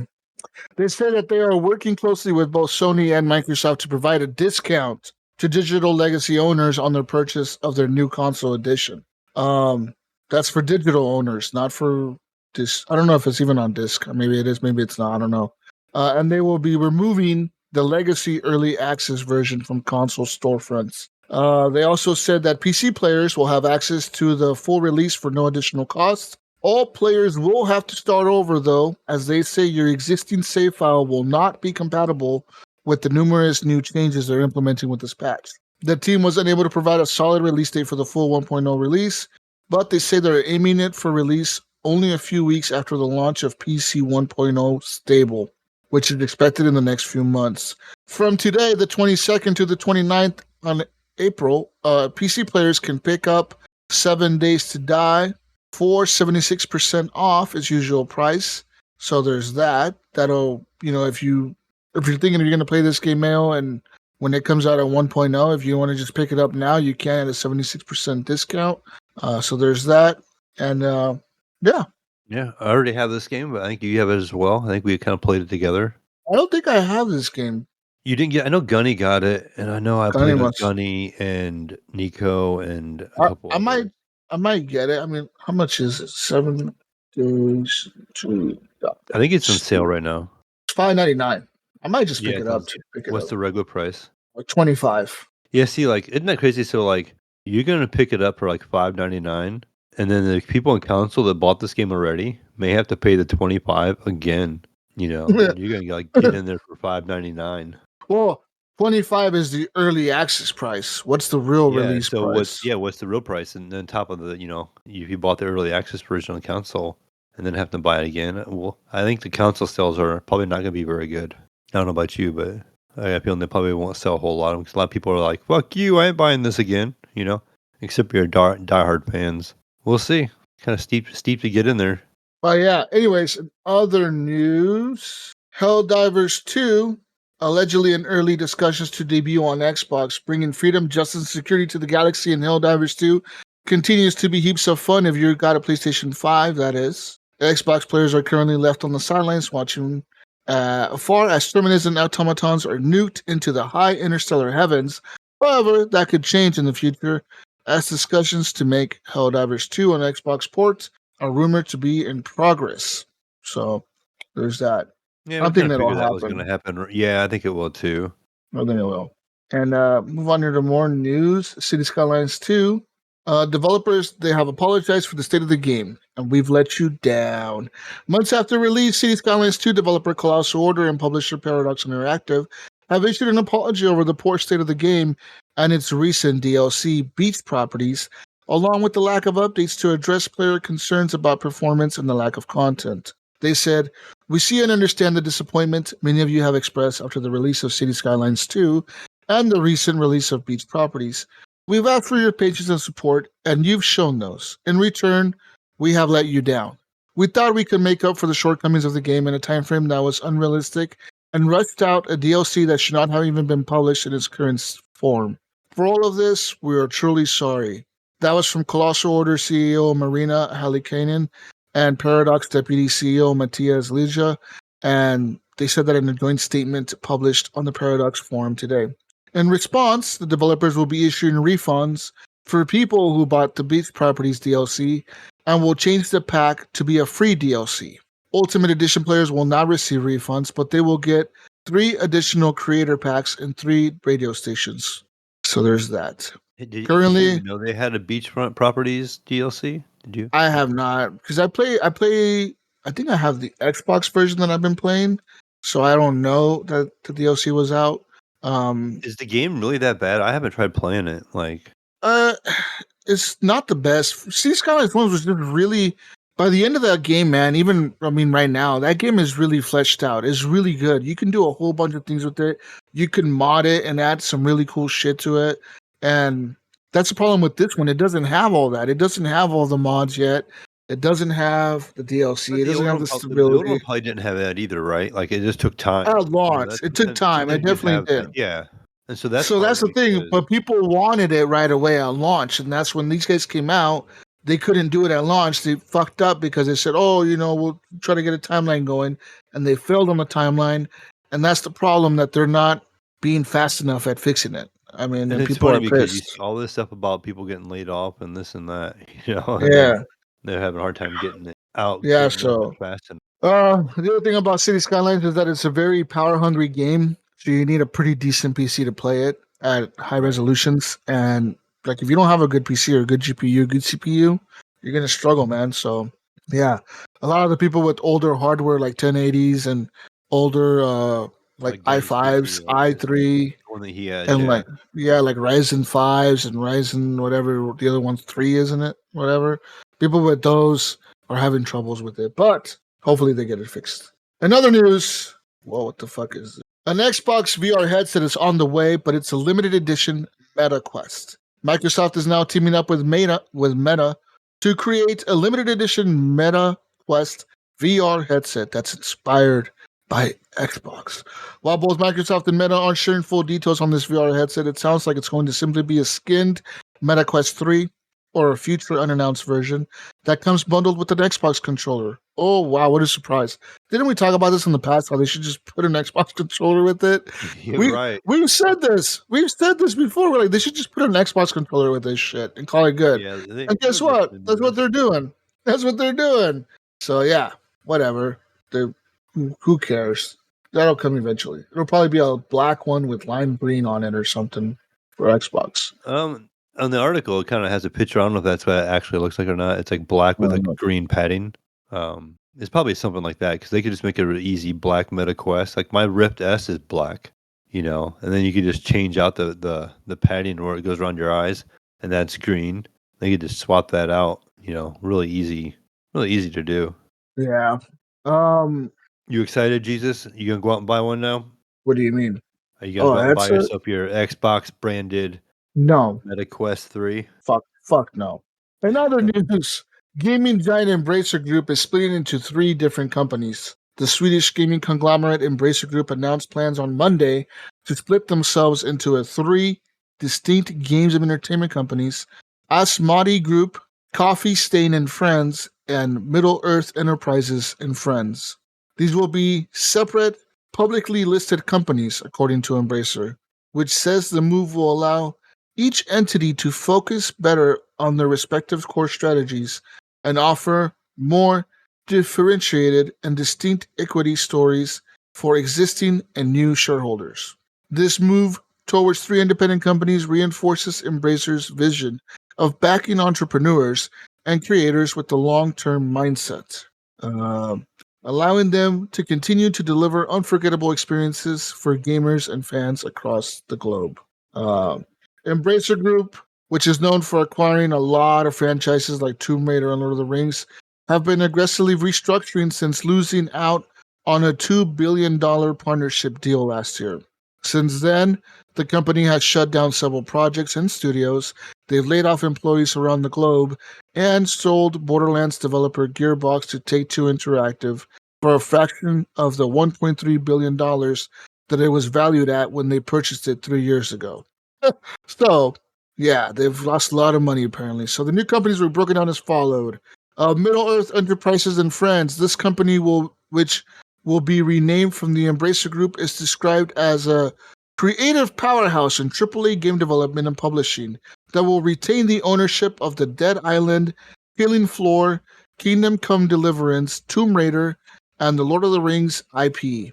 Asmodee Group, which is a new arm dedicated to publishing and distributing tabletop games. The existing catalog includes titles like Ticket to Ride, 7 Wonders, Azul, Catan, Dobble, and Exploding Kittens. Asmodee is also developing licensed tabletop games based on the Lord of the Rings, Marvel, Game of Thrones, and Star Wars franchises. Embracer anticipates the spin-off, and share listings will take place within 12 months. Coffee Stain and Friends, they're described as a diverse gaming entity that will focus on indie, mid-market, and free-to-play games. Properties sitting under this new company include Deep Rock Galactic, Goat Simulator, Satisfactory, Breakfast, Teardown, and Valheim. The share listings are predicted to become available in 2025. So there's that. So hey man, 3 new companies coming out of this. No more Embracer Group. I think it might be a good move for these places. Maybe they'll have more freedom to create what they want to really create. We'll see what happens. We'll see what happens.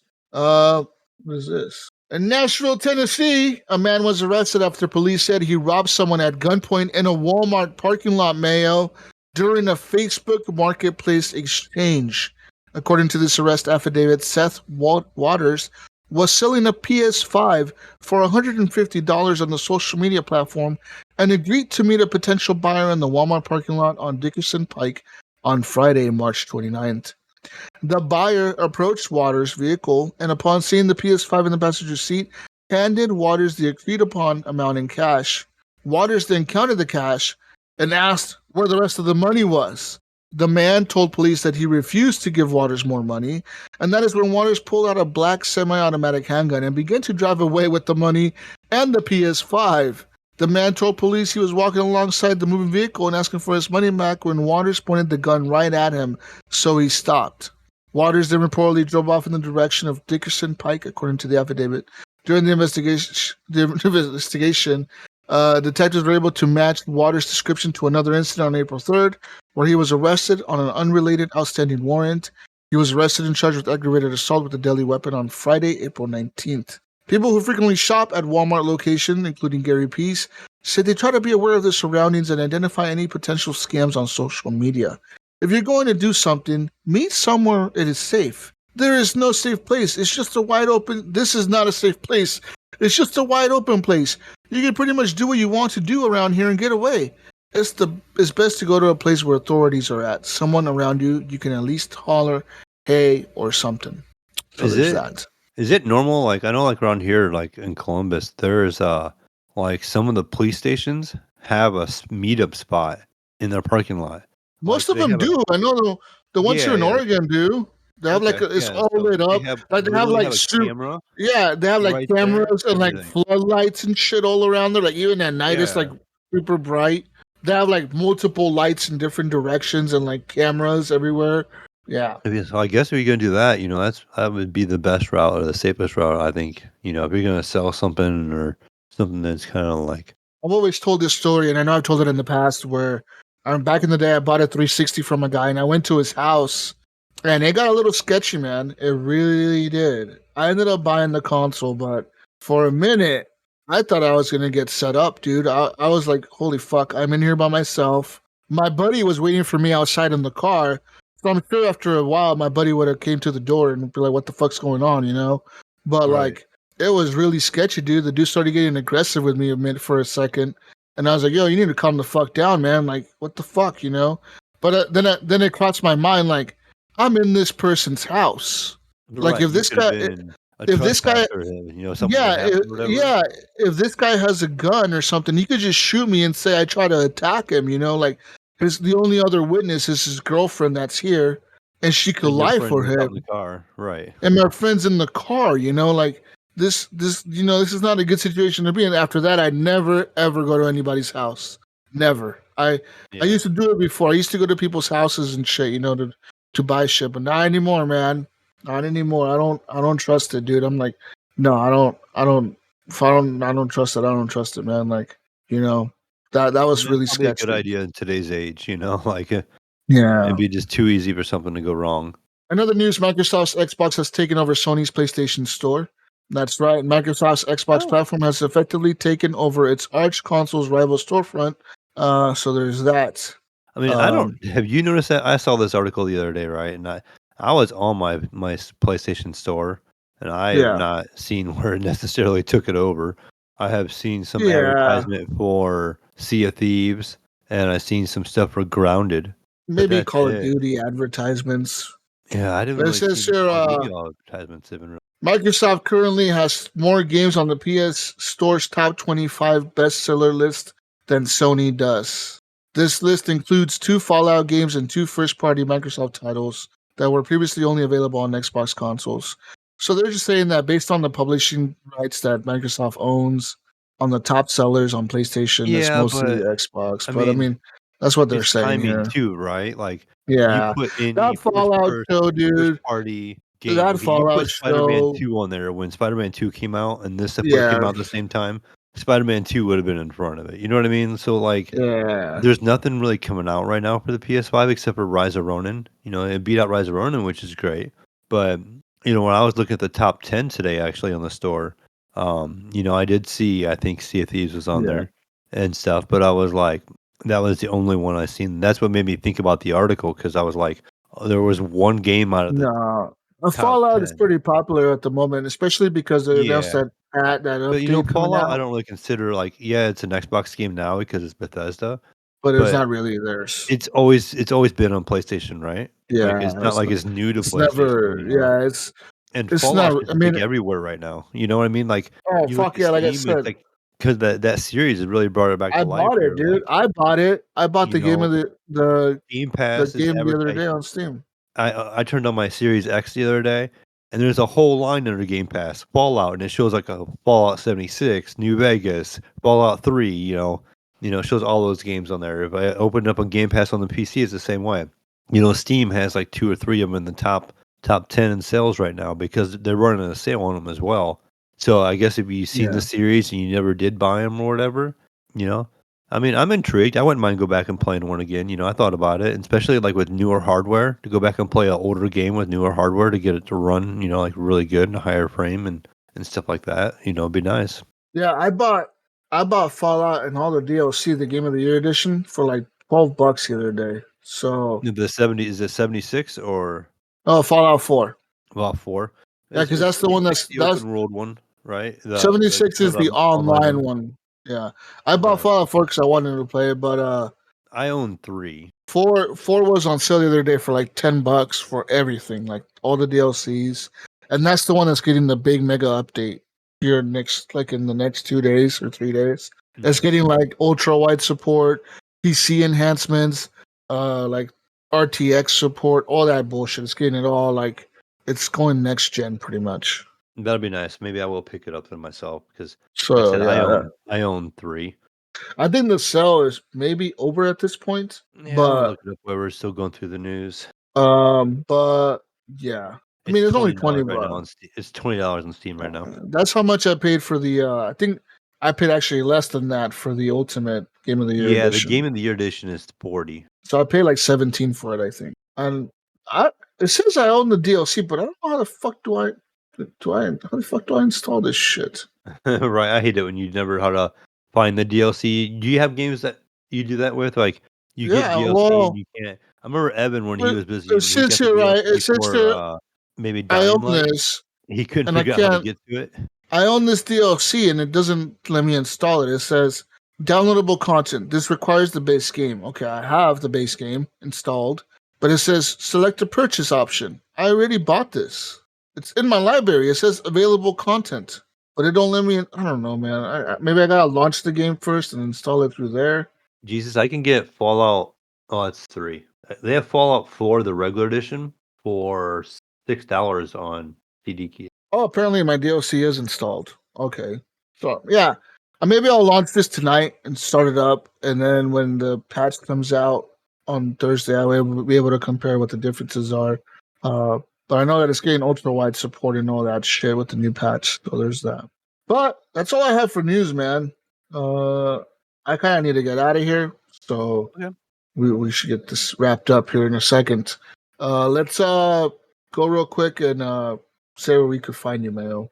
I guess. Yeah, you gotta find me on Xbox and Steam as the Mayo, on Discord as the Mayo. Try to. I don't know what I'll be playing right now off the top of my head, but been playing those quick hitting games. I did download the Stellar Blade demo. I think it's still available. I clicked on that and hit download and I closed it, so I didn't look. But I'm assuming that's always available on the PlayStation Store. I'm gonna check that out. And there's just a couple games in the PS Plus that I downloaded that I might check out. The couple of the free games they give too. But still playing Balatro on PC and maybe be on Steam looking for something new to play. But weather's warming up too, and I'm ready to get the car out. But it's in the shop and waiting for it to come back, and I have all that stuff I have to get done to that too. So I'll be kind of busy with that here coming up. But so those short games is what I'll be looking to be playing. But Yeah. good times. A good game my boy was looking at. Jesus is he started playing it. It's called like I want to say it's called like Content Creator or something like that. Where it's like a 4-player game and you create content warning. It's like a cheap game that you can upload your videos to YouTube and stuff. It actually sets it up for you and and all that stuff. But you just like one person records and this person does that, and you have these goals and stuff. But it's getting a lot of buzz right now. Looking for something interesting to play, whatever. Check that out. I'm gonna be playing. Find me on everything that's used in the box slot. I'll be playing some more Helldivers. Of course, I'll be trying out Fallout this week, Fallout 4, with the new update. Yeah, I'm excited for that because I have all the DLC now and shit. So it'll be cool, man. We can get in there and play that shit. Last time I played that game was when it first launched, and I played maybe 5 hours of it, and I just didn't go back to it. Now with the show hype me up, I think I want to see it through. You know, so we'll see. But yeah. Find me on everything. Jesus Walks Loud. Find Gunny on everything. Gunny Chief. Find Mayo on everything. The Mayo. Find us on Discord. Join our Discord group. And we're out of here. Peace out, Brussels sprouts. We'll catch you on the next edition of the Horrible Gamers podcast. Bye. Good night. Good day. Good morning. I don't know what you're doing. Yeah. We're out of here. Bye.